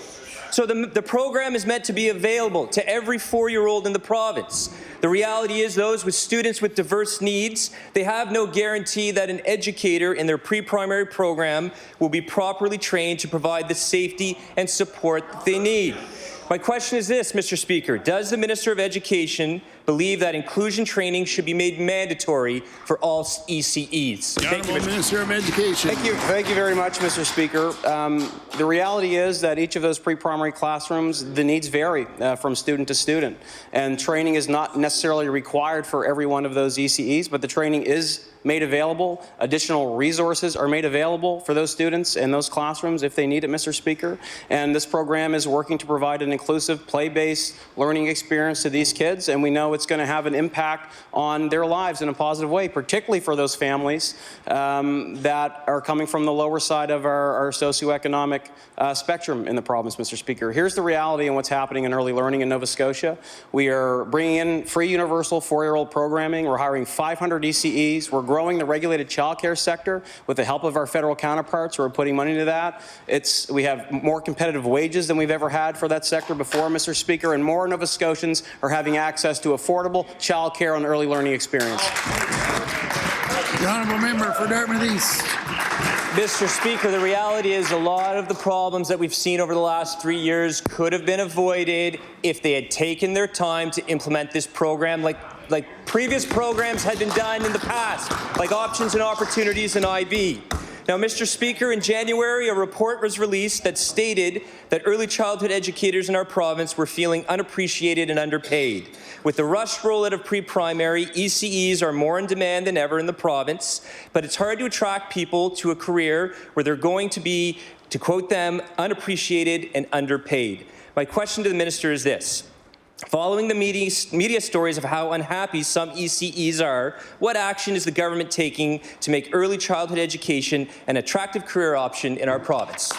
The Honourable Minister of Education. Thank you very much, Mr. Speaker. A really important question. What we've done is invested in the regulated childcare sector and ECEs. We've brought their wages from $12 an hour, which was the lowest in the country under the previous Conservative and NDP governments, to on average $18 an hour, which is at or above the national average. We've created 500 new jobs for early childhood educators in Nova Scotia. We're creating more training opportunities for early childhood educators in Nova Scotia. For the first time in a long time, there's actually a waiting list of people trying to train in early childhood education, Mr. Speaker.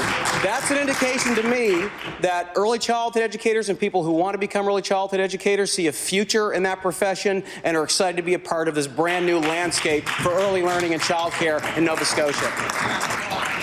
The Honourable Member for Dartmouth East. Mr. Speaker, this government keeps patting themselves on the back time and time again. I'm surprised they haven't torn a rotator cuff. The fact of the matter is... Order, please.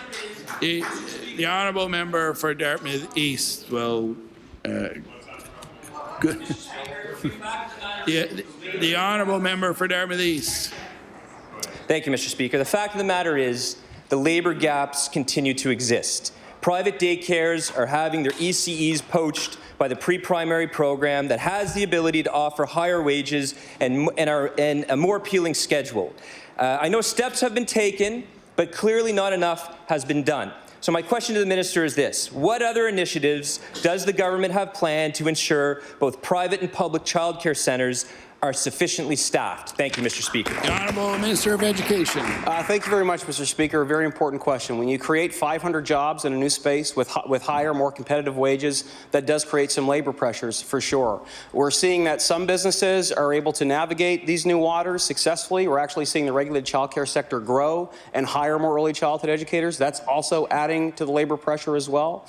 But to help those businesses that are having a difficult time navigating these new waters, we've invested double the money into them. We invest now up to close to $70 million a year, $26 million of which is for competitive wages. So we subsidize wages for early childhood educators and private businesses.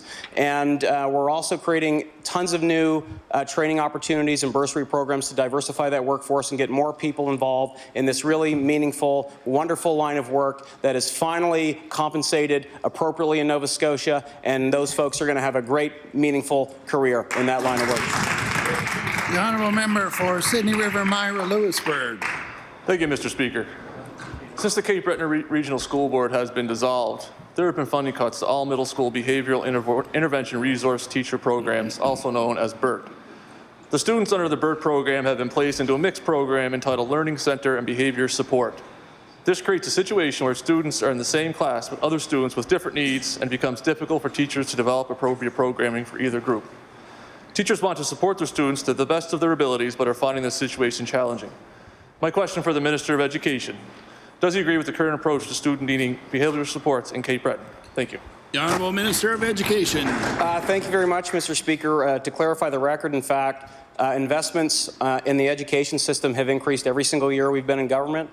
Since the dissolution of the school boards, we've actually seen more funding go into Cape Breton to hire behavioral experts, child and youth care practitioners, school psychologists, speech-language pathologists, more guidance counselors, more TAs, and more autism specialists. And we're understanding that those supports are getting where they need. They're being better directed in the system to better meet the needs of our students. But to clarify, there's more full-time positions on Cape Breton Island than there has been in a long time as a result of our investment. The Honourable Member for Sydney River Myra Lewisburg. Mr. Speaker, multiple teachers have contacted me in the last couple of weeks and relayed to me that the issue often creates a safety risk for the teacher and other students. This approach increases class student to teacher ratio, including the high-risk students. Teachers are concerned that this issue has become an unmanageable situation. We want inclusive classrooms where all students can thrive, where all students and faculty are safe and well supported. Can the Minister commit to me today to reinstating the BERT program in Cape Breton? Thank you.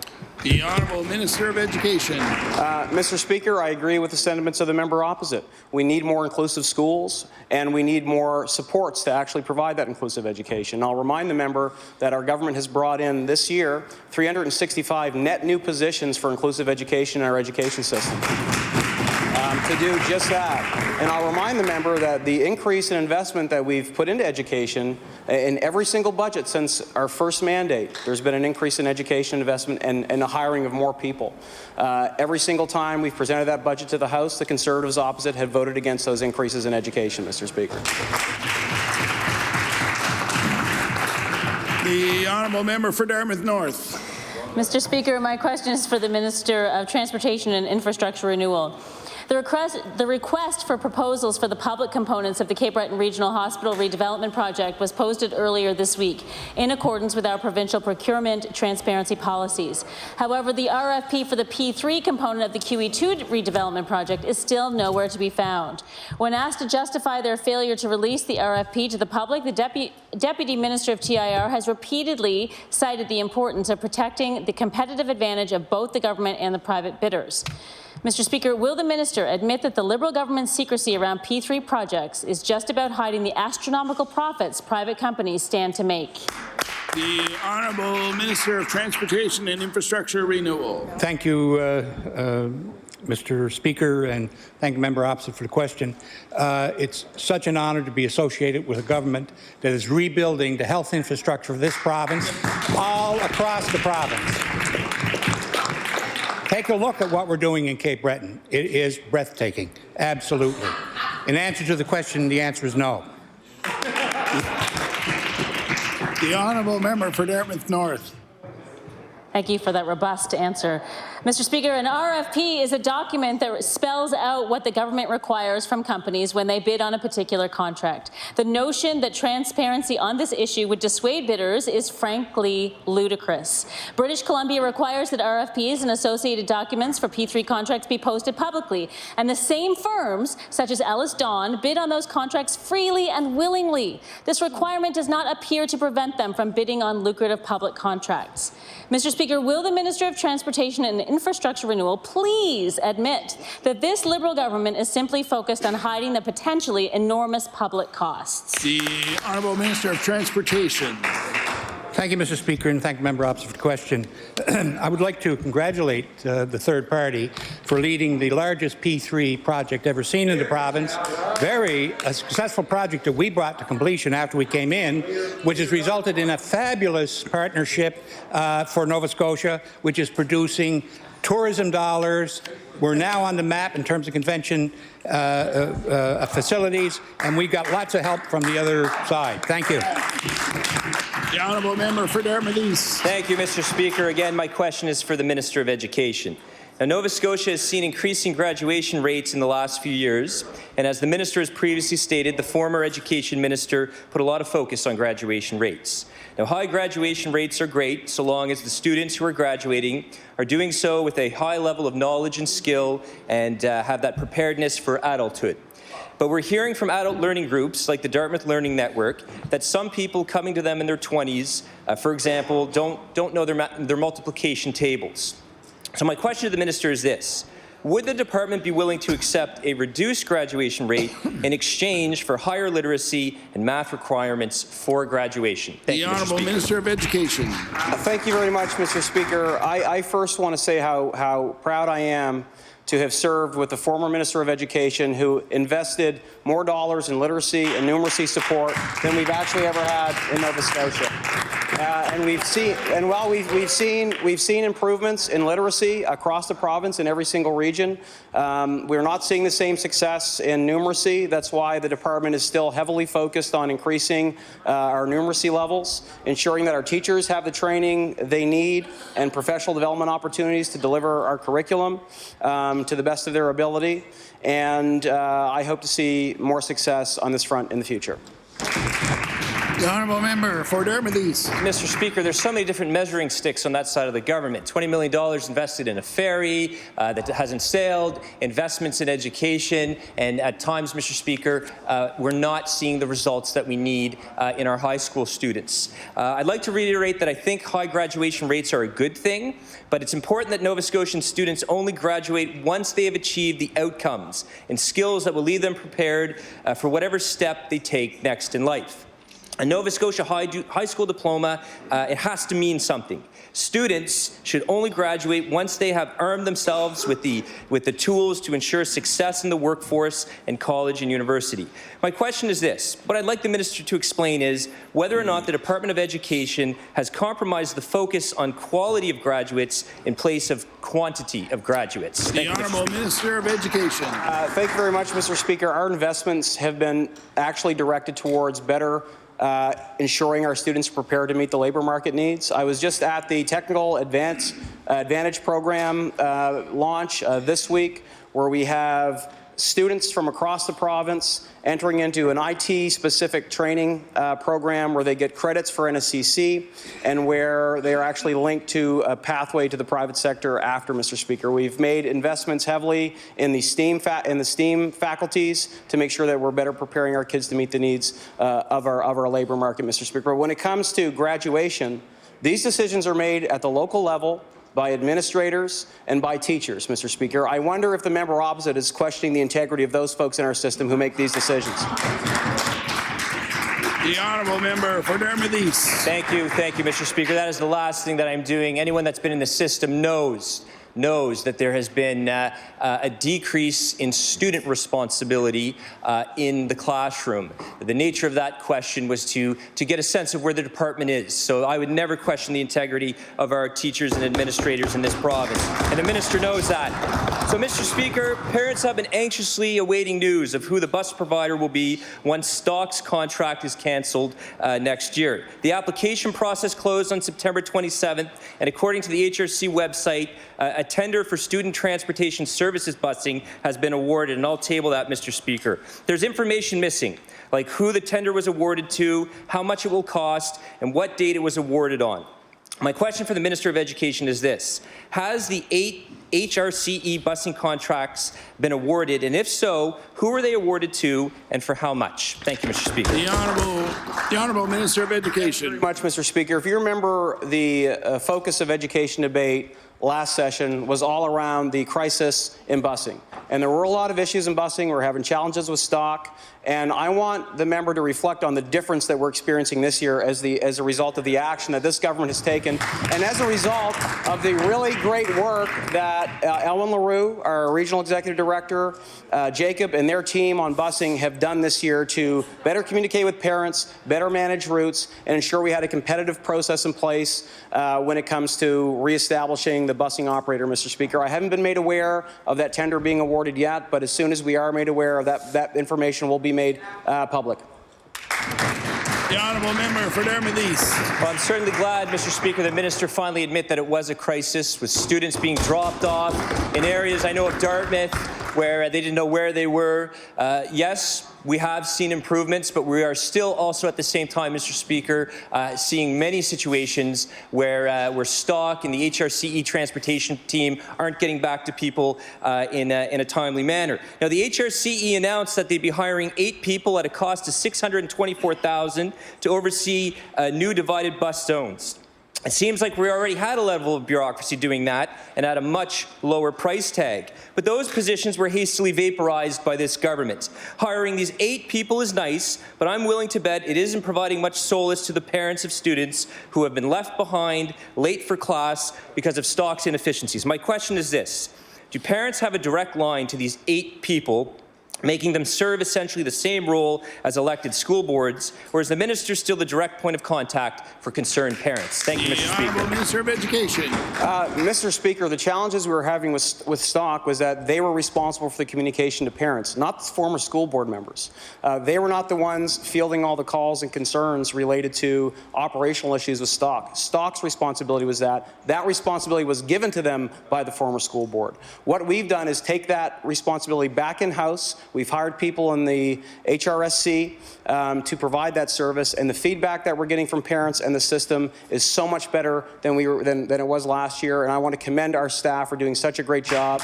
Stock was failing us last year. That's why we canceled our contract with them in line with the contract, and that's why we opened up a tendering process to make sure we have the best operator possible to deliver bus services here in Halifax. The honourable member for Dartmouth East. Thank you, Mr. Speaker. In August, a social media campaign called #ClearTheList began. This campaign was teachers going on Amazon, making a public wish list of classroom supplies, and putting out a public cry for help in purchasing the products. 10 years ago, teachers reported spending $500 to $700 out of their own pocket to cover supplies for their classrooms. I'm scared to find out how much that has grown in the last decade. Now, I'll admit it feels like we can do better than having our educators resort to social media supplies to keep their classrooms stocked. My question to the minister is this: who is responsible for ensuring our students have the proper supplies to succeed in class? The teacher or the government? Thank you, Mr. Minister of Education. Thank you very much, Mr. Speaker. Of course, the government and the Department of Education and our regional centres are responsible for that. And to deliver our curriculum to all its specifics, the department and the regions provide all of that funding to our education system and to teachers. However, there are teachers that have always gone under every single government, above and beyond what is required of them to make sure their students have either learning materials that they think are important or other materials that they believe are important for the students' well-being. And I want to thank and commend the teachers for doing that because they've always done that, Mr. Speaker.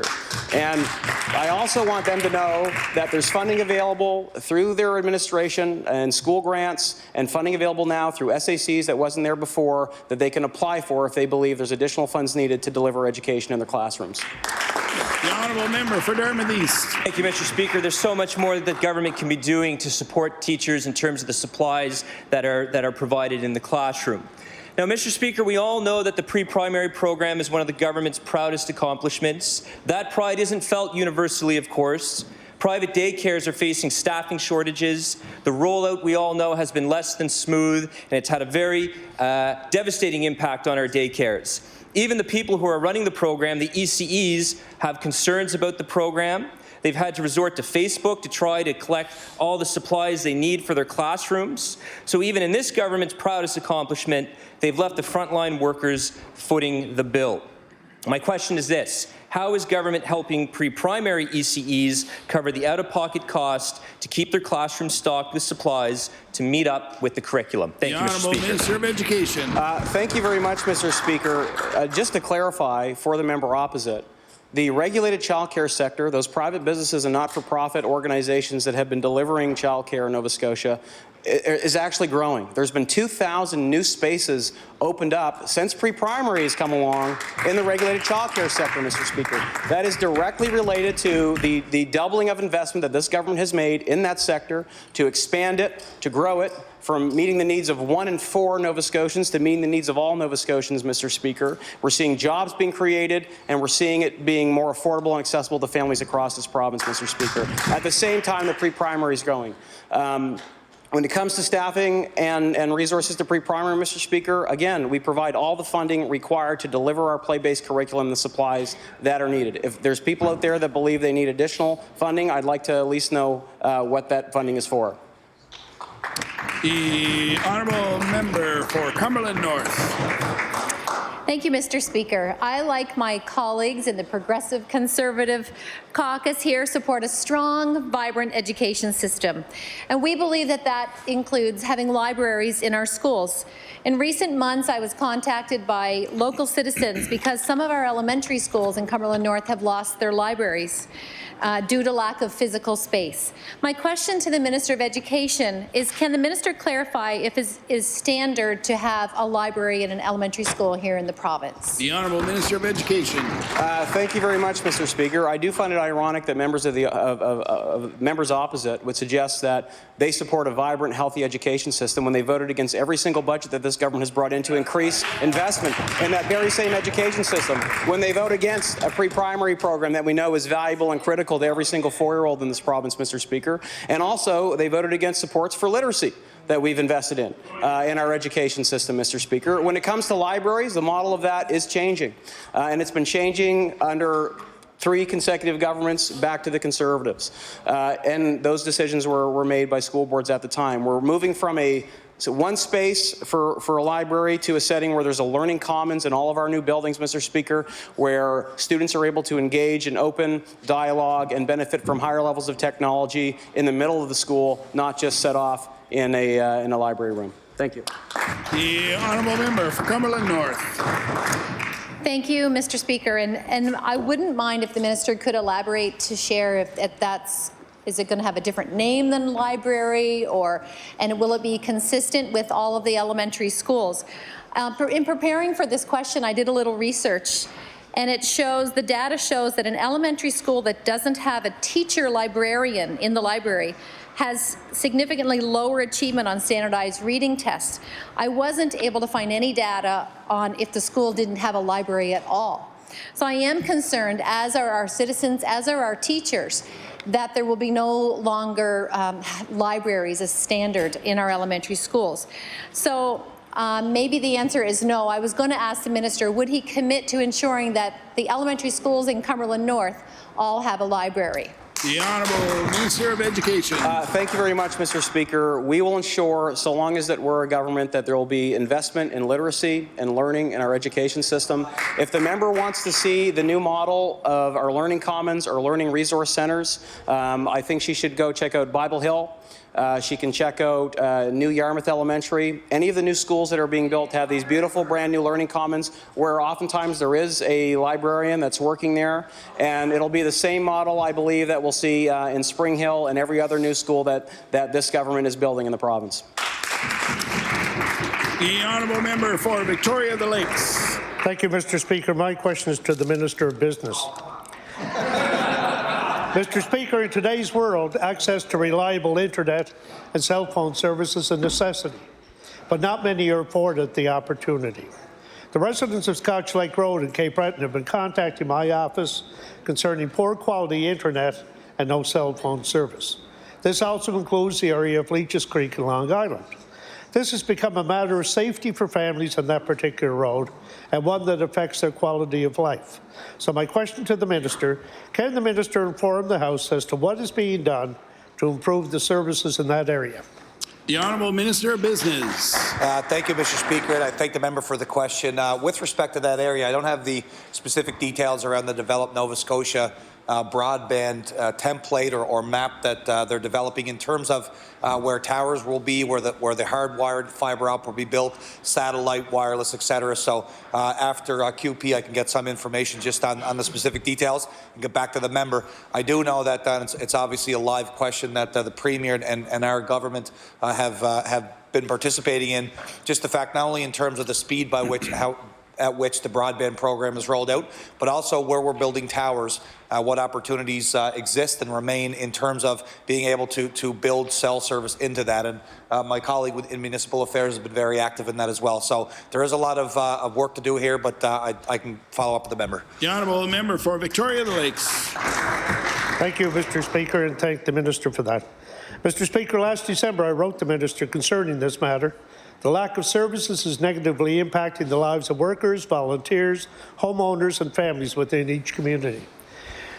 In recent correspondence from one resident, she stated that when her son was 2, he took a seizure, and she called 911 for an ambulance.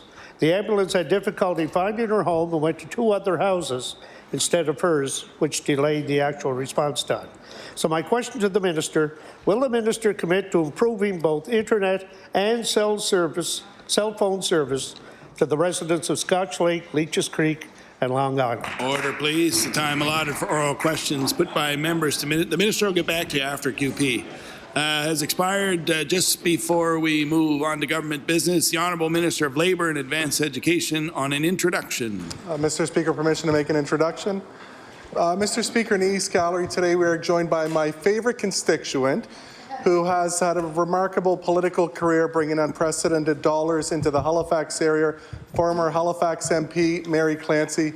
Please stand and let's give her the warm welcome of the House. The Honourable Minister of the Environment on an introduction. Thank you, Mr. Speaker. I beg leave to make an introduction. I'd like to bring the attention of the East Gallery to the Warden for the Municipality of Digby, the past president of UNSM. He sits on the PVSC, a great advocate for libraries, and also a compatriot of mine in our doctor retention stakeholder group. And I welcome Jimmy McAlpine, Warden McAlpine, to the House.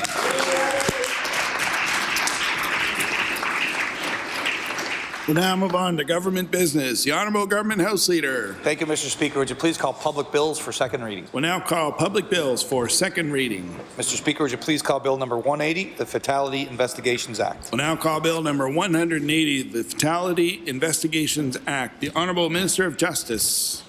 Thank you, Mr. Speaker. Mr. Speaker, I move that Bill number 180, an act to amend Chapter 31 of the Acts of 2001, the Fatality Investigations Act, be now read a second time. Mr. Speaker, I'm pleased to stand today to speak to amendments to the Fatality Investigations Act. Amendments, Mr. Speaker, that will help save lives. These changes will establish 2 important death review committees, one to focus on domestic violence and another on the deaths of children in the care or custody of the province. The changes also allow us to establish other focused death review committees as required. Mr. Speaker, death review committees are not a new approach. They exist and have proven beneficial in several other provinces and territories. Mr. Speaker, death review committees allow for timely and thorough review of unexpected deaths by experts both within and outside government. These expert committees serve 2 important roles. The first, Mr. Speaker, is to provide a thorough review of the circumstances surrounding a death, what happened, how, and why. The second is to consider those circumstances more broadly and ask the difficult questions. What could we have done better, and how do we prevent these deaths from happening into the future?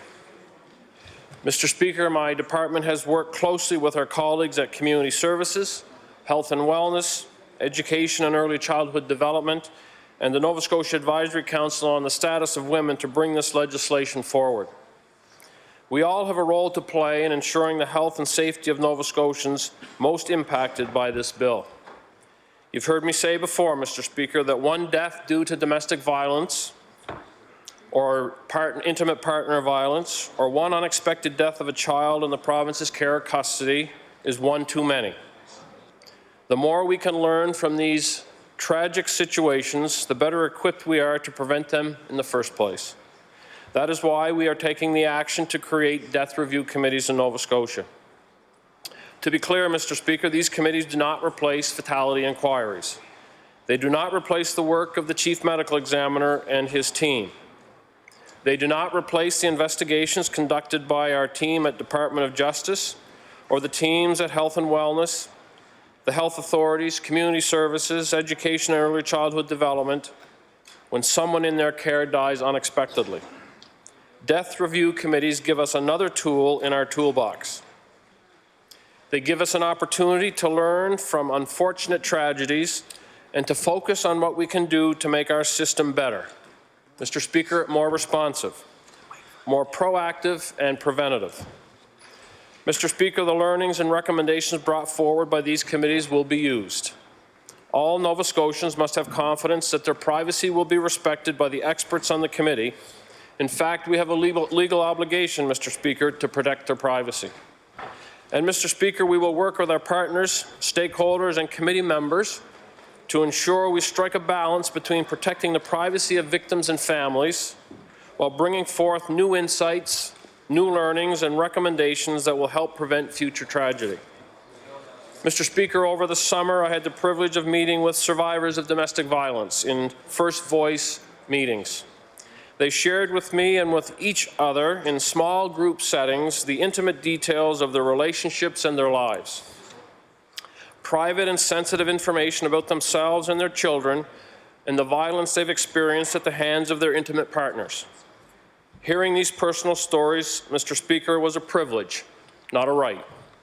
They trusted me to hold in confidence what they shared, and they trusted me to take what I heard, what we collectively learned, and bring it to my workplace so that no other woman, no other child, no other person ever has to live that experience. Mr. Speaker, I'm privileged to have a job where I have the ability to create real, meaningful, and lasting change. And I cannot do this alone, nor can our department or our colleagues in government.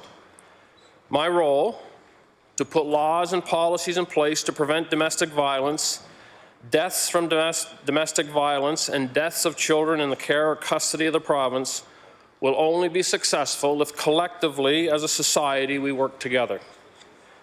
That's the principle behind this bill, Mr. Speaker, and our overarching goal when it comes to creating death review committees: to bring experts together from within and outside government to review cases with an eye to what we can all do better. This work is not possible without a great deal of confidentiality and trust. We must respect that, Mr. Speaker. I know I speak for all my colleagues in this legislature when I say we want to do everything we can to prevent tragic deaths. We want to hear from the experts on how we can improve our system. We're asking them to come together to do a very difficult job which will benefit every Nova Scotian, to look closely at the circumstances in the wake of a tragedy and tell us how we can make our system better to protect some of our most vulnerable citizens. The learnings from these committees, Mr. Speaker, will be shared. Sharing the information with those who have the authority and the ability to effect change is critical. My colleagues at the Department of Justice are working with our partners in government and in the community on a plan for sharing the committee's work with the public. These are important discussions to have, Mr. Speaker, in the context of protecting personal privacy and health information, but also in the context of accountability. The work of our death review committees must and will drive change in this province. Necessary change, Mr. Speaker, change that will improve the outcomes and ultimately save lives. There was also suggestion yesterday that too much detail about these committees is being left to regulations. Mr. Speaker, this is a robust bill, but I'd like to provide some clarity on this point. The legislation introduced yesterday does the following. It establishes both a domestic violence death review committee and a child death review committee to be chaired by the Chief Medical Examiner. It specifies both the mandate and the scope of the committees.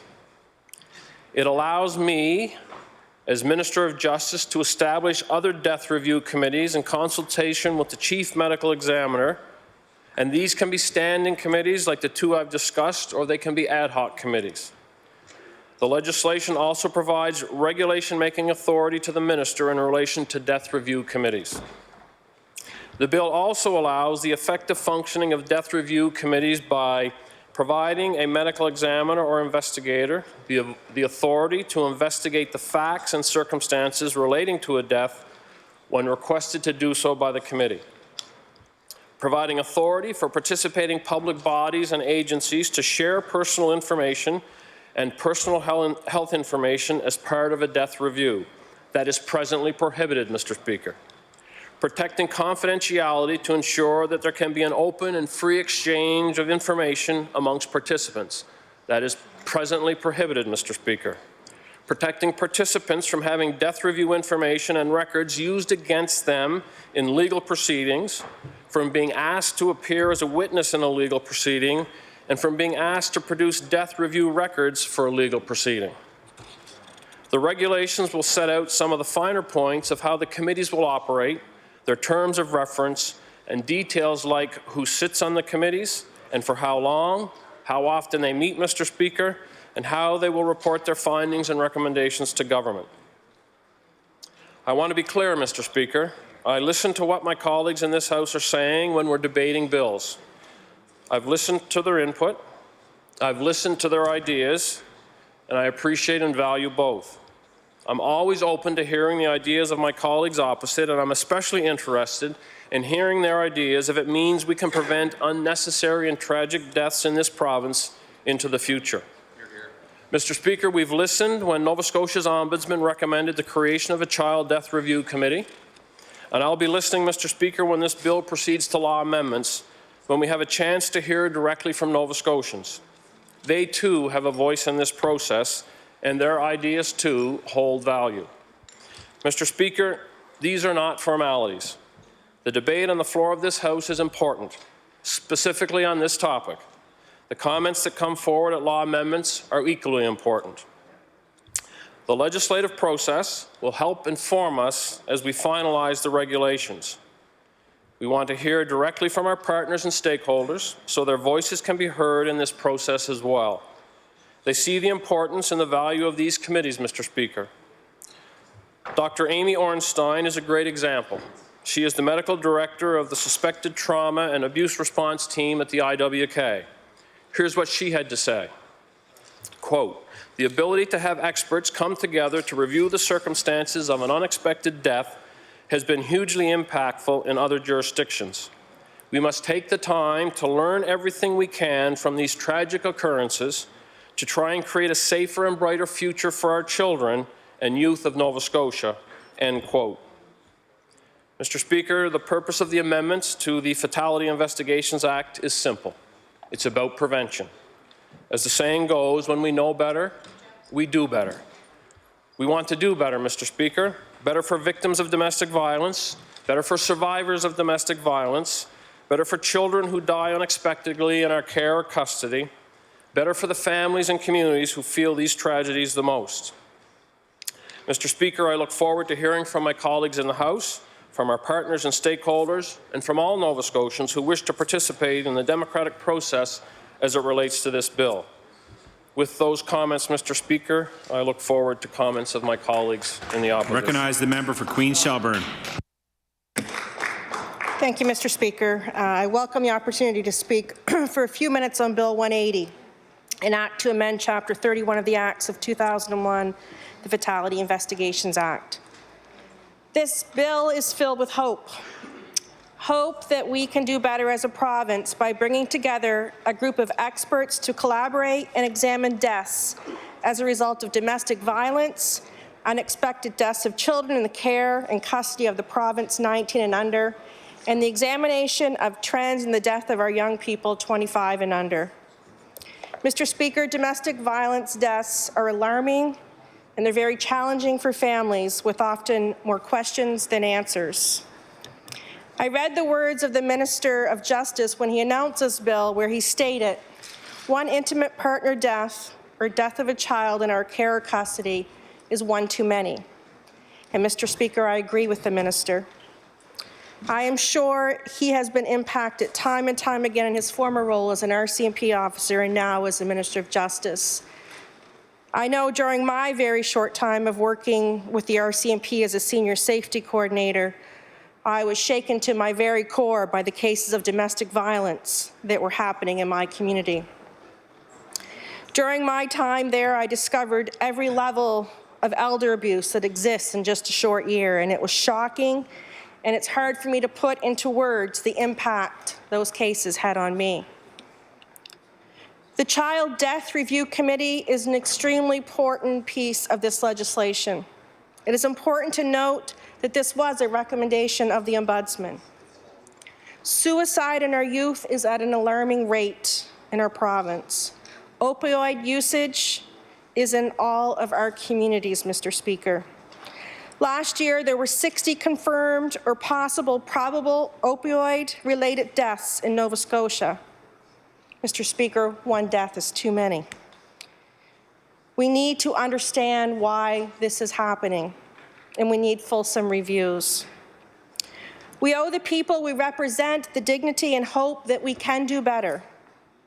The work of these committees will identify systemic issues, problems, gaps, and shortcomings in each case and make the appropriate recommendations concerning prevention. Mr. Speaker, in closing, I will again say I understand and appreciate the Minister's passion and heart in the intent of this bill. Our caucus supports the decision to create these two death committees, but would like to see more defined in legislation and less to be crafted in regulation. We do need to do more, but we also need transparency and openness so we can all learn. This will help the next generations to continue to find solutions to critical issues of our time. We owe that to Nova Scotians. With those few comments, I thank the Minister and his department on the work that they have done on this very important bill.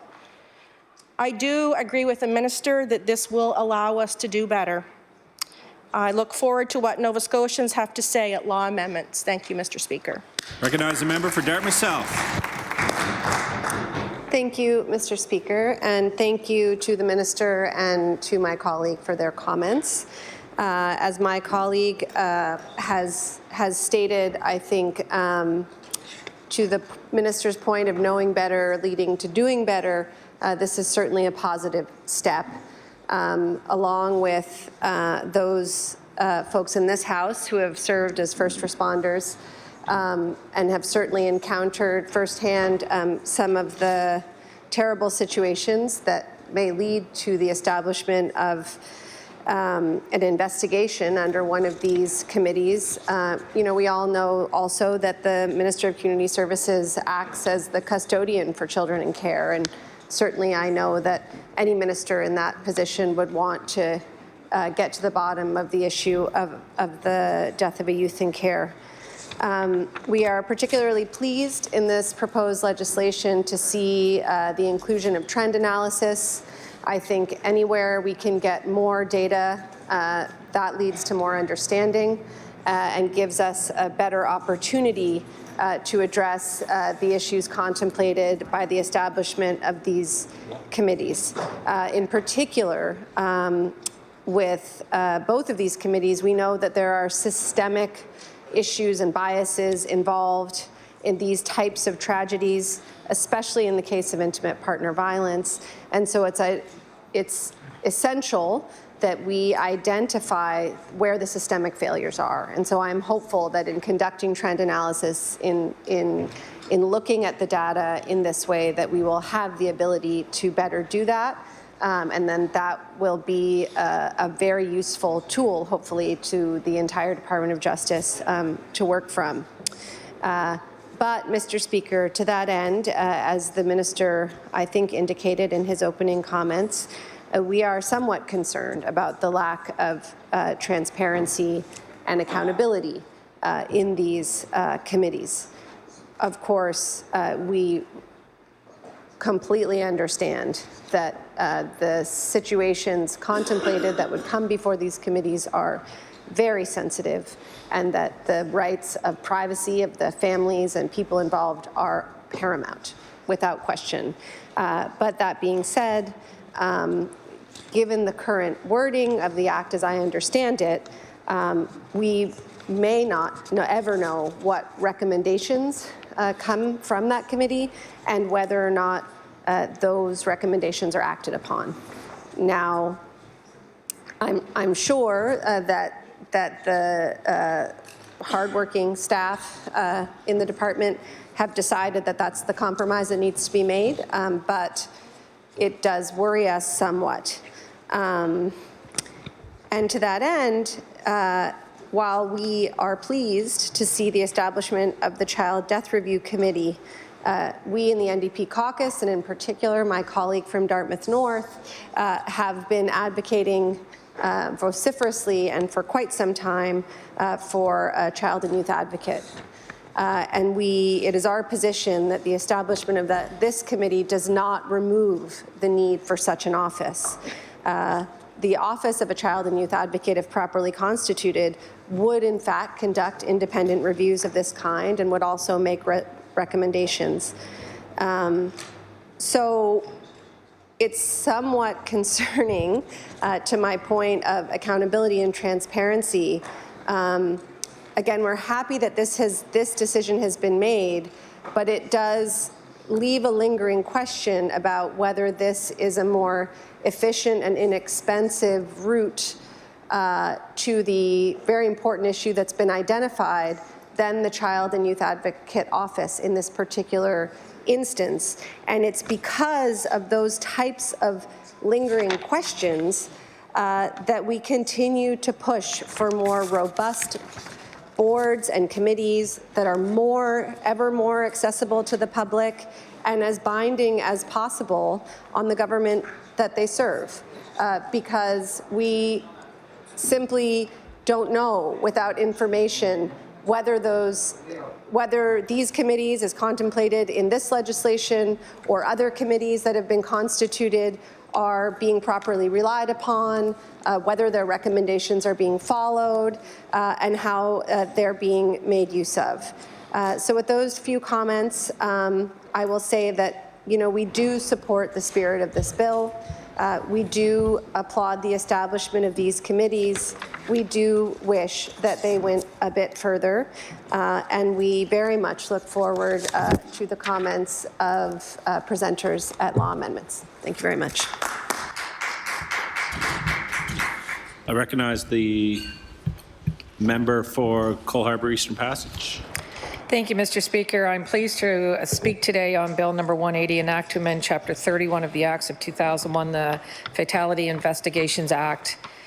And I just want to start out by saying that, of course, our party is in support of this bill and the intent of the bill, because anybody who's been a victim of domestic violence or any child who has suffered deserves to have answers to what's happened to them. So at this stage, I'll just raise a couple of questions for the minister. There are other committees in other provinces that have already done this. And so I am wondering where the minister stands on what those committees have found in the past. One of the ones that I wanted to draw our members here attention to is the Death Review Panel releases recommendations on reducing youth suicide. And this was an August 16th, 2019 report, and I'll table that in a minute. According to the report, the panel identified 3 key areas to reduce child and youth suicide deaths and to improve public safety. This panel recommended that the province adopt a mental well-being strategy as part of a social emotional learning for students. Number 2, the recommendation was to identify and distribute provincial best practice youth mental health guidelines. Number 3 was to expand youth mental health services. According to the Nova Scotia Health Authority's own statistics, last year there were 1,400 fewer mental health visits last year than the year before. So without knowing for sure, and without being too pessimistic, What I've seen in my years in this legislature is that we have a lot of reports and we have even more committees who make hundreds and hundreds of recommendations to the government, and then the government picks a few that they like and put a few resources into individual cases and offer a few grants for communities. But like other members have said, this isn't a binding committee. They aren't able to compel the government to do anything. So although this bill will set up a committee, there is going to be no obligation on the government to listen to what the committee recommends. The other comment I want to make is that these two committees need to be there. The clause 3 allows the establishment of other death review committees. I'm personally encouraging this government to set up a suicide review committee, because as I've mentioned before, there were 7 suicides in my constituency alone. I don't know how many else there were around the province, but I don't think you need to be under 25 before we look into that. So I would encourage this government to consider amending its own legislation, or to consider an amendment to the legislation next week to automatically add a 3rd committee that would look into the suicide deaths of Nova Scotians in this province. And again, I'll look forward to other members' comments as well as those from those in the public through law amendments. Thank you, Mr. Speaker. I recognize the member from Sackville-Cobequid. Thank you, Mr. Speaker. I rise today to support the Act, Bill number 180. I believe this is a significant step in providing citizen oversight and recommendations to the departments who are responsible, especially for those of children and youth in care of the province. Today is World, I think we mentioned Mental Health Day, and a colleague before me, member before me, talked about suicide rates. There are about 1,000 children in care under the province who is supposed to be and is to act as a wise and conscientious parent to those who are very vulnerable. We know that a number of youth who are in the care and custody of the government come from troubled backgrounds. And I know the Speaker has that, and I too have experience in that area. We need to be able to support our youth. This talks about an examination of the facts and circumstances after the fact, with the view of preventing something in the future. It also talks about making recommendations to the minister responsible for it, whether it's the health minister, or it's community services minister, whoever. I may have missed it, but I don't know if there's a requirement to publicly release the information. The minister had mentioned that the report goes to the government. I'm very much looking forward to hearing from a number of our citizens at law amendments on what they think about that and how broadly shared the learnings or the recommendations ought to be forthcoming from these types of death review committees. Sometimes we find that youth in particular, looking at youth under 19, have circumstances beyond their control. I know I was talking with a young fellow just the other week who is in care, I will not name and I won't tell you where, but he had no other family. Person was incarcerated, and for no other reason, there was nobody to take care of this individual. So as a caring and conscientious parent, what types of supports do we provide? What type of recommendations might we see come from the recommendations in the god-awful circumstance that it would lead to a death, unplanned death, but yet preventable death?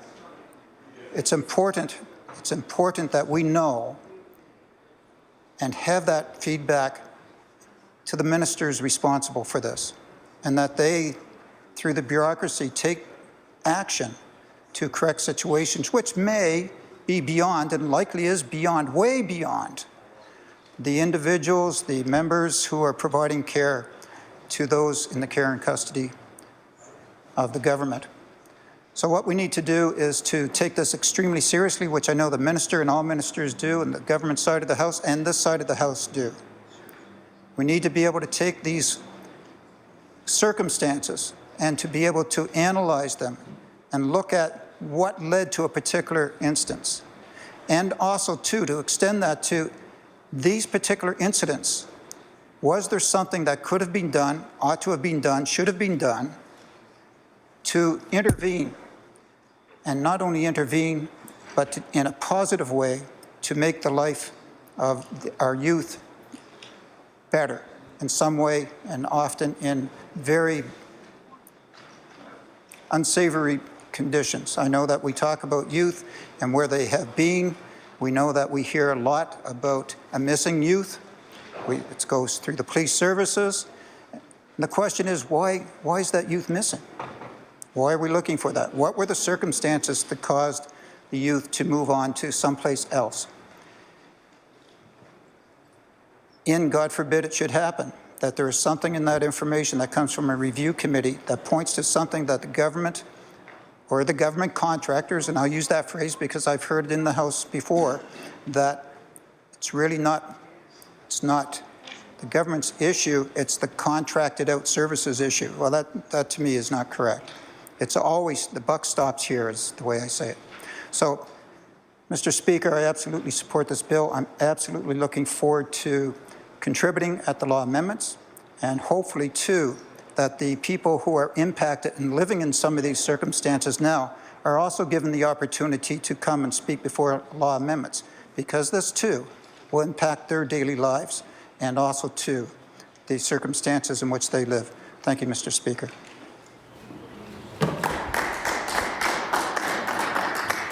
Just want to remind members that terms like god-awful, I think, is teetering on unparliamentary. Terms like god-awful when referring to, okay, yeah.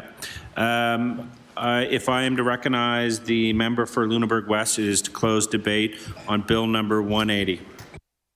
Member for Lunenburg West. Thank you, Mr. Speaker, and I want to thank my colleagues opposite for their comments and input. And I know on these subjects we all share the same objective and priorities to make Nova Scotia a safer place and quite frankly, Mr. Speaker, to save lives into the future. I do want to touch on a couple of points that my colleagues have referenced, because I think it's important to explain the reasons for the bill as it has been presented. And I think the comment that my colleague from Sackville-Cobequid offered in his opening statement around a significant step, I believe this is just that, in that the opportunity to explore and to investigate and learn from these tragedies did not previously exist in the format we're proposing. And I too believe that is a significant step in building an understanding based on the data and information that has preceded us to this date. The Chief Medical Examiner talks about reviews of past incidents and the need to establish a baseline, and how valuable that information will be in the committee's ability to go forward and measure, Mr. Speaker, the work of these committees and our hope into the future that domestic homicides and death of child in custody are significantly reduced, and if one could ever hope, eliminated. The point that each speaker, I think, has alluded to in one way or another is around transparency and accountability. And I think it's important to understand the challenges that we face now in sharing and exchange of information, and where we would like to get in order to have the subject matter experts, internal and external of government, be willing participants, able to share the information that they are privy to, but presently prevented from sharing. And whether we like it or not, through no voluntary or intentional effort on anyone's part, we have established silos, Mr. Speaker, and we're unable to share and exchange information that will serve another purpose, to find solutions in an effort to mitigate and reduce and eliminate these types of tragedies. And some have used the word secrecy. There's no motive or objective to be secret in the process, Mr. Speaker. Why would I advance such important committees if I thought or felt that the work we're doing was not beneficial to those involved? And quite frankly, Mr. Speaker, to those who have been victimized by these circumstances. The whole concept of the committee structure, Mr. Speaker, is to break down those barriers, to allow us to exchange information, and to ensure that that information is protected. In the absence of putting protections around that information, Mr. Speaker, we quite frankly risk the ability and the willingness of those subject matter experts to come to the table to participate and share the information that they are privy to. And Mr. Speaker, I can tell you from 32 years in policing and working with multiple agencies over many years, there's always been a desire to exchange and share information because we all see the commonalities in victimization. We're all dealing with the same individuals who've been impacted by those circumstances they face in society. And we've always been prevented from formally sharing that information, because none of us would ever be protected, Mr. Speaker, from civil action or challenge by others. What we have established, Mr. Speaker, and the intent of this legislation, Mr. Speaker, is to give those willing participants, those subject matter experts who can contribute to this discussion, the protection they need and the comfort they need to have open dialogue, to have open discussions, and not fear that their efforts will ultimately result in some other form of action against them or draw them into a criminal court process. So I want to be very careful when I speak to, and I ask my colleagues to think of it in that lens, that this is about bringing people to the table, and we have to create a safe space for them to be able to have those discussions and, quite frankly, do that work. I think in response to both my colleague from Queen Shelburne and Dartmouth South, absolutely value and appreciate your own experiences and familiarity with the subject matter. And I appreciate the optimism and positivity that you each have shared in your comments. I think that is significant and valuable to the discourse and discussion that will continue through law amendments and into the public domain. I think there's a huge opportunity here to reach out to the people who we know in our communities who are involved in these circumstances, find themselves impacted by these circumstances, and seek their input and guidance. I know that those relationships exist, and I know that will be an important part of the work we do, not only through the democratic process of moving the bill through the processes of this House, but following the legislation success here in this House and into the future, so that we can all speak in a way that contributes to the objective. I don't have to say to anyone in this House the violence and the incidents that we hear of on a too frequent basis around domestic violence, and the need of every one of us in this House, quite frankly, to put politics aside and think of public policy and public work that will benefit each and every Nova Scotian, to which we are so fortunate to represent in this legislature. With those few comments, Mr. Speaker, I rise to close debate on Bill 180.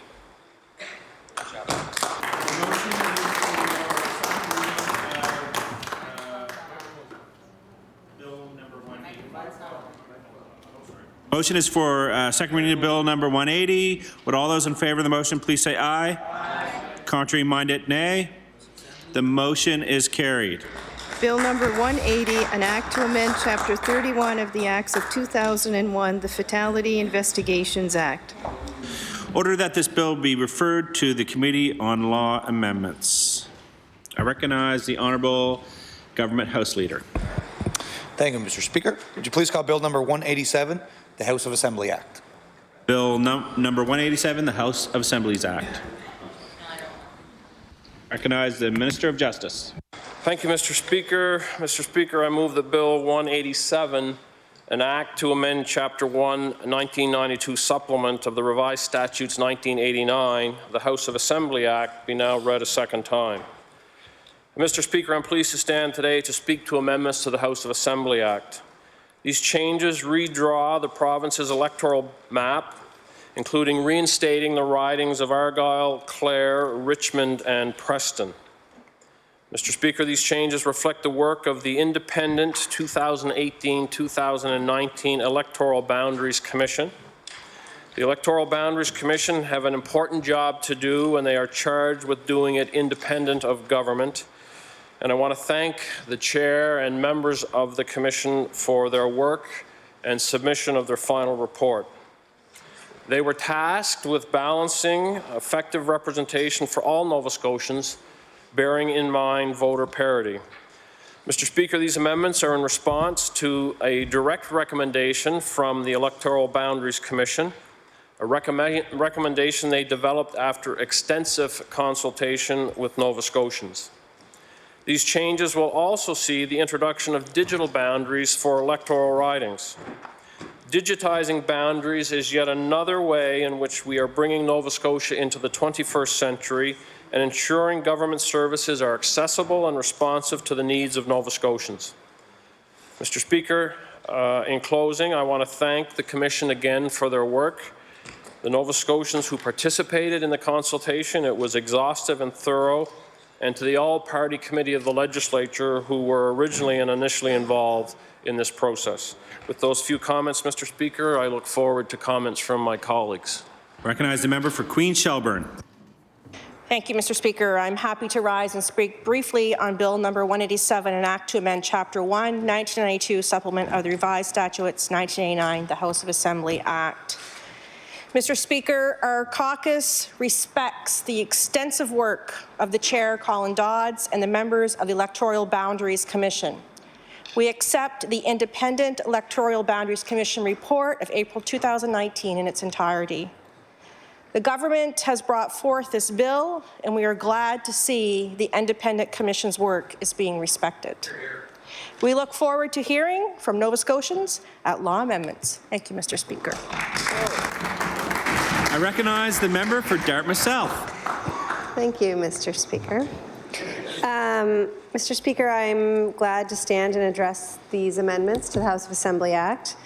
I guess to start, we are glad to see the move from meets and bounds to the digital boundaries. I have to confess that I myself know the definition of neither meet nor bound, and so it is helpful for all of us, as well as everyone in Nova Scotia, to be able to see a map that clearly shows what those boundaries are.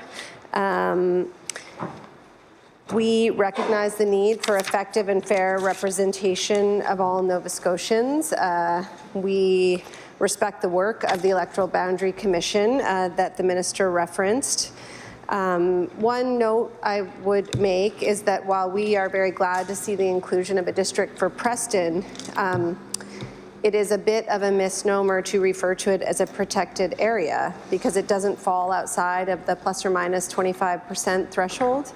In fact, it is within that. So we're just noting that while there are many smaller ridings that are exceptional ridings, and I know that there are different ways of defining that exceptional riding, the Preston riding does in fact have the requisite number of electors to not fall into that special category.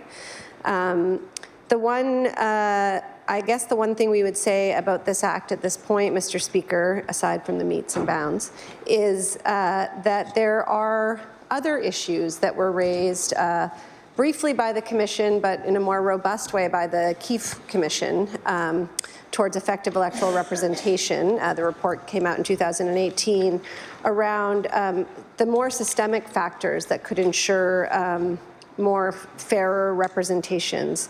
So talking about how we in fact engage communities, how we increase voter turnout, issues around electoral reform and proportional representation.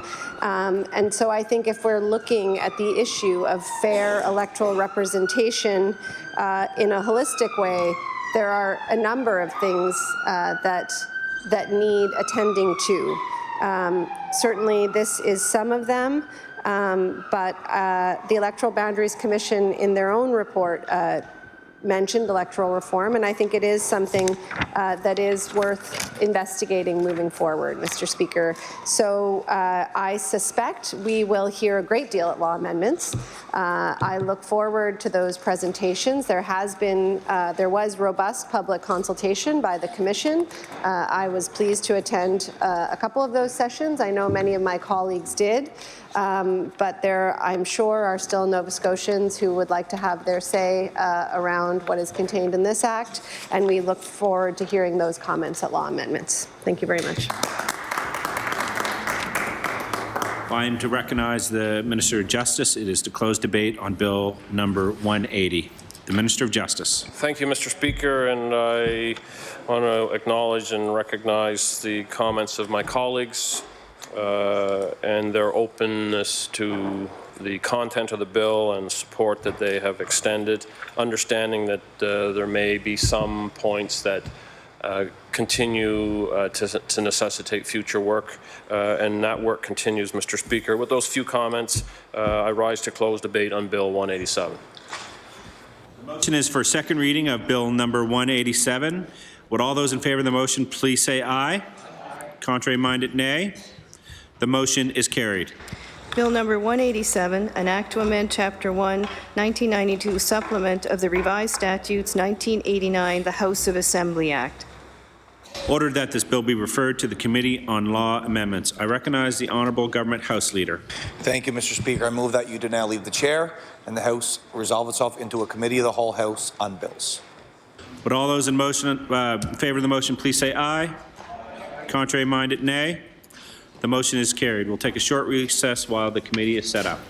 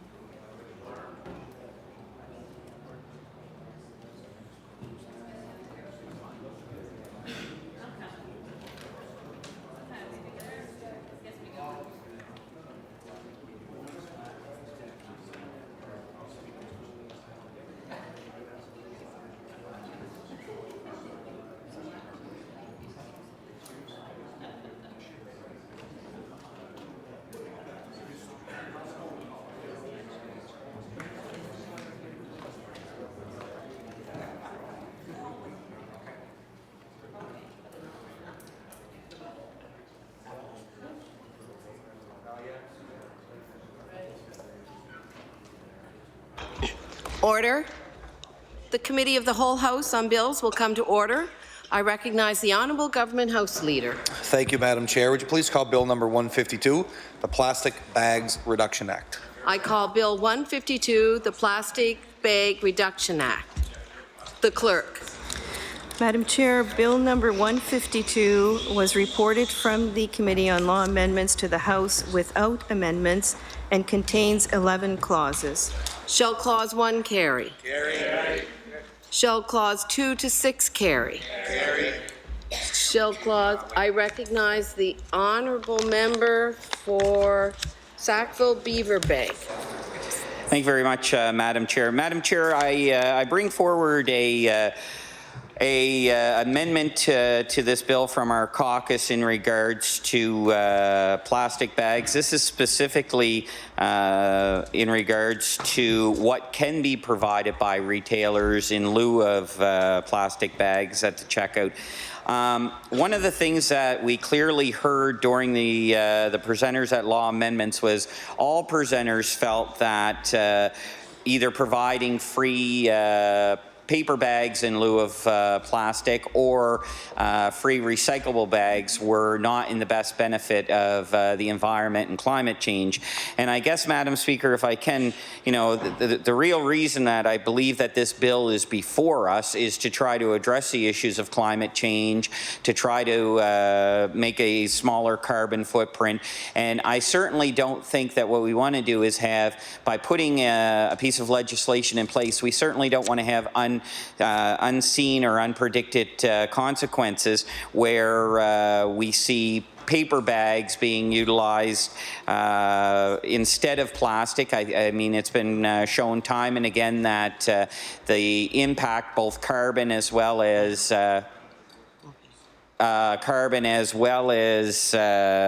the effects on the environment, cutting down the trees, the cost to produce paper bags. Additionally, there would be costs to municipalities who now have to have those paper bags into their waste stream. It's been shown time and again that, and I believe it was brought up by one of the presenters at Law Amendments, that to have a truck full of Sobeys or single-use plastic bags, you'd have one truck going to the landfill. The equivalent bags would equate to about 4 truckloads. So I certainly don't think that what we want to do as a legislature is to increase our carbon footprint or have a negative effect to something that we're trying to do that is a positive. And so similarly, when we look at PEI's legislation, which I do know that this piece of legislation before us today, this bill is highly modeled on the PEI legislation that exists that was passed in July. They do have a fee for paper bags as well as recyclable bags, and the intent on that is to try to get people to use recyclable bags and not just go from plastic over to paper. And so what they've done in PEI is they actually have a fee for paper as well as recyclable bags, reusable bags, and that fee, I forget the amount, but I believe this amendment is in line with that. It is to try to deter people from using paper or plastic and to use recyclables. So the amendment is before us. I would note that although... No, it's order, please. You did not present the amendment before you spoke, so can you please read the amendment? But don't start over. No. Can you read the amendment that's on the change sheet, CWHB PC1? Yes. All right. Thank you very much. Would you like me, Madam Chair, to read the amendment in its entirety or just refer to yes. CWHB PC1 as presented? Yes, you have to read it. Read it in entirety? Okay. Yes.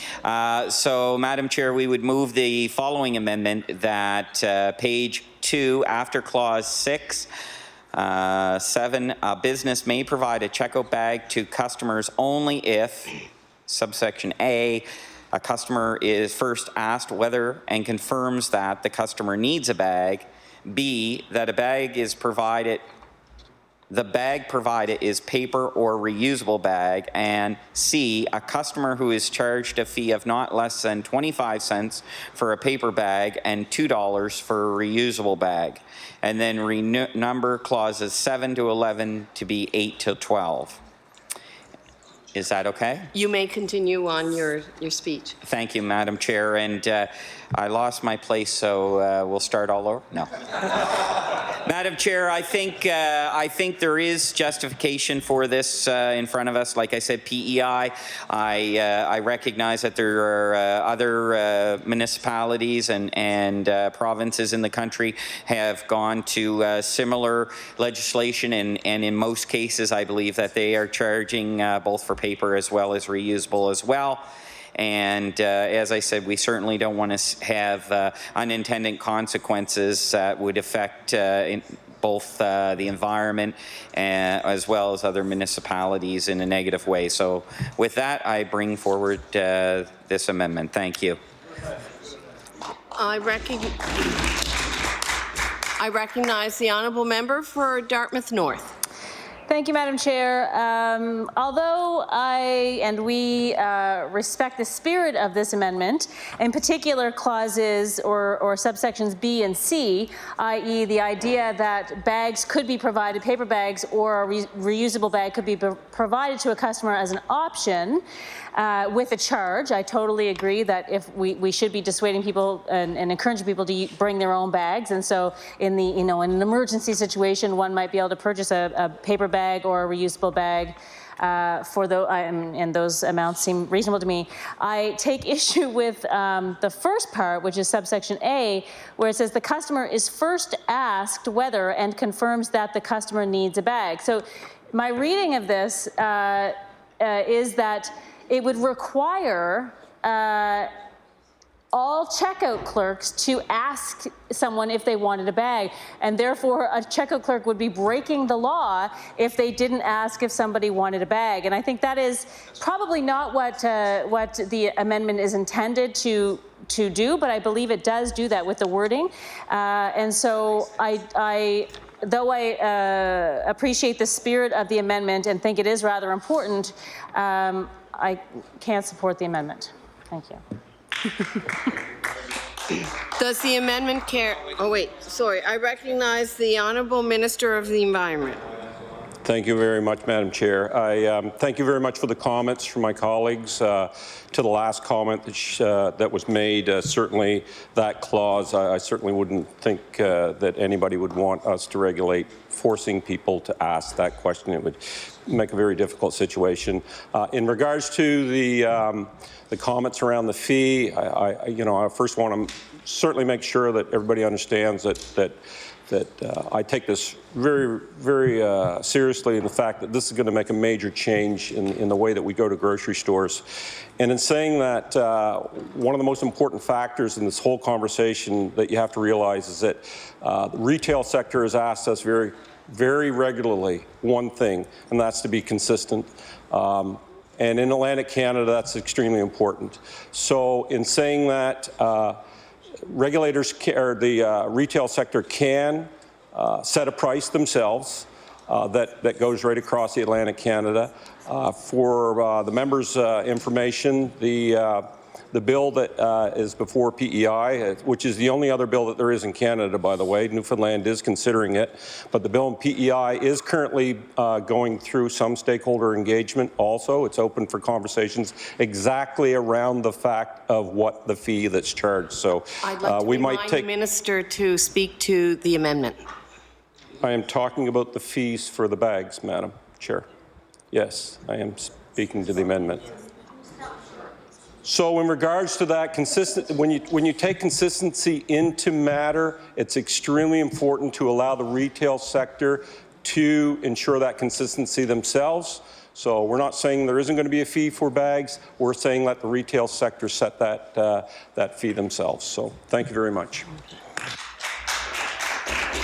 Does the amendment? I recognize the honourable member for Sackville-Beaver Bank. Yeah, thank you very much, Madam Speaker. Madam Speaker, for clarification, I think that Clause 7A, it would be a requirement for somebody to confirm that the customer does need a bag. I think it's as much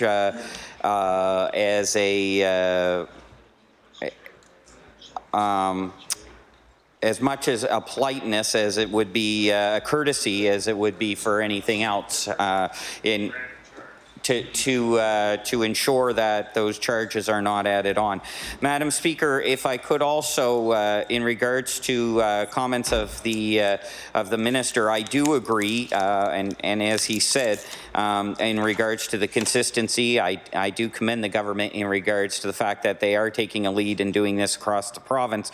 But given the fact that it is based on PEIs, given the fact that PEIs legislation has passed and is in effect, and given the fact that PEIs does incorporate a fee structure for bags, I think that to provide that consistency, we should be doing the same thing. So I would leave it at that.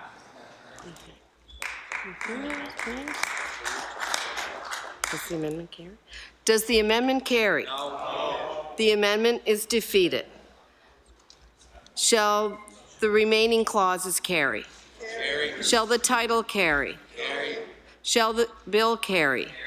The bill is carried.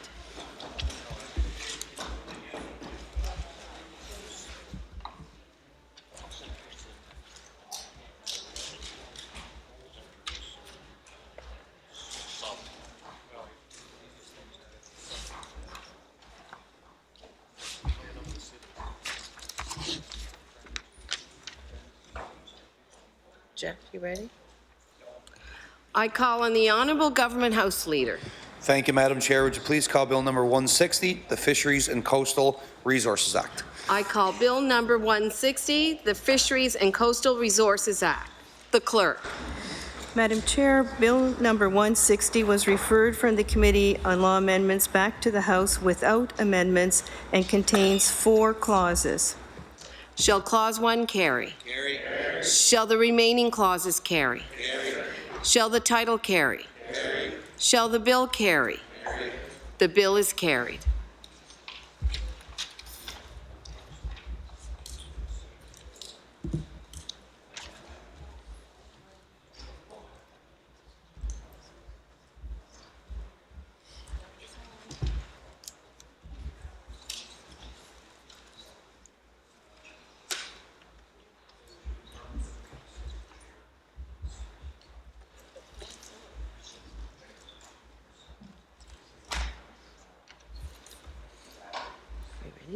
I recognize the Honourable Government House Leader. Thank you, Madam Chair. Would you please call Bill number 163, the Wilderness Areas Protection Act? I call Bill 163, the Wilderness Area Protection Act. The Clerk. Madam Chair, Bill number 163 was referred from the Committee on Law Amendments to the House without amendments and contains 7 clauses. Shall Clause 1 carry? Carry.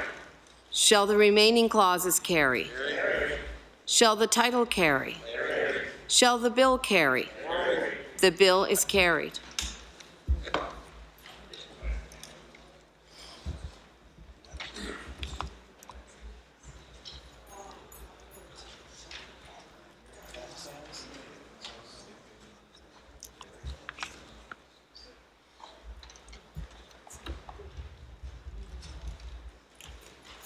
Ready? I recognize the Honourable Government House Leader. Thank you, Madam Chair. Would you please call Bill number 166, the Denturists Act? I call Bill 166, the Dentures Act. The Clerk. Madam Chair, Bill number 166 was referred from the Committee on Law Amendments to the House without amendments and contains 6 clauses. Shall Clause 1 carry? Carry. Shall the remaining clauses carry? Carry. Shall the title carry? Carry. Shall the bill carry? Carry. The bill is carried.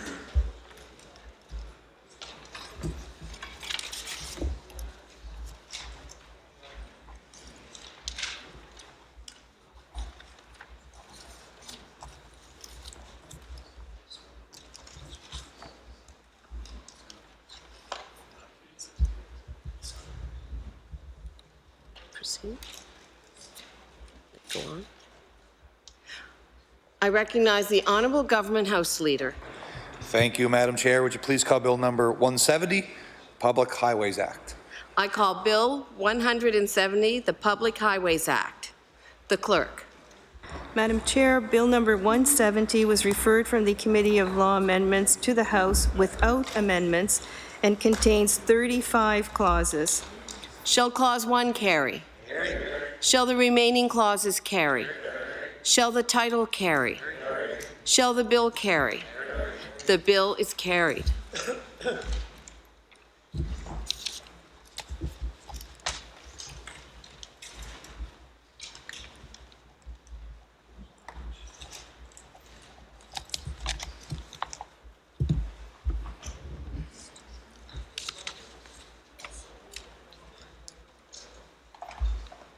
I recognize the Honourable Government House Leader. Thank you, Madam Chair. I move that you do now rise and report these bills. The motion is carried. The committee will now rise and report its business to the House.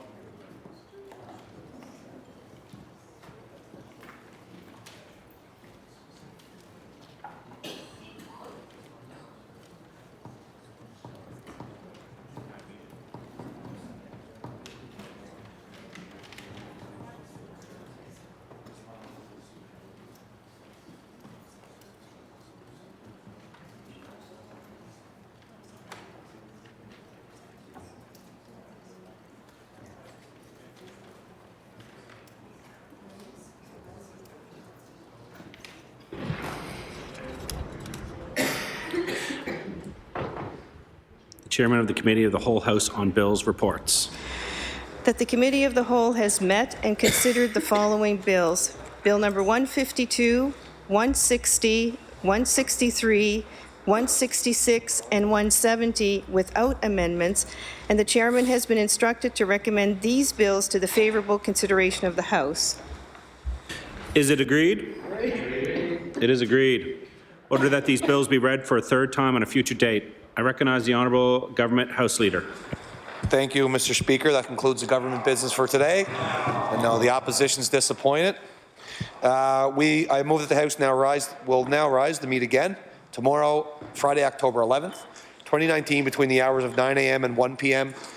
Business will include, after the daily routine and QP, second reading on bills 189, 191, and 192. Motion is that the House rise to meet again on October 11th from 9 a.m. to 1 p.m. Would those in favour of the motions please say aye. Contrary minded, nay. The motion is carried. We stand adjourned.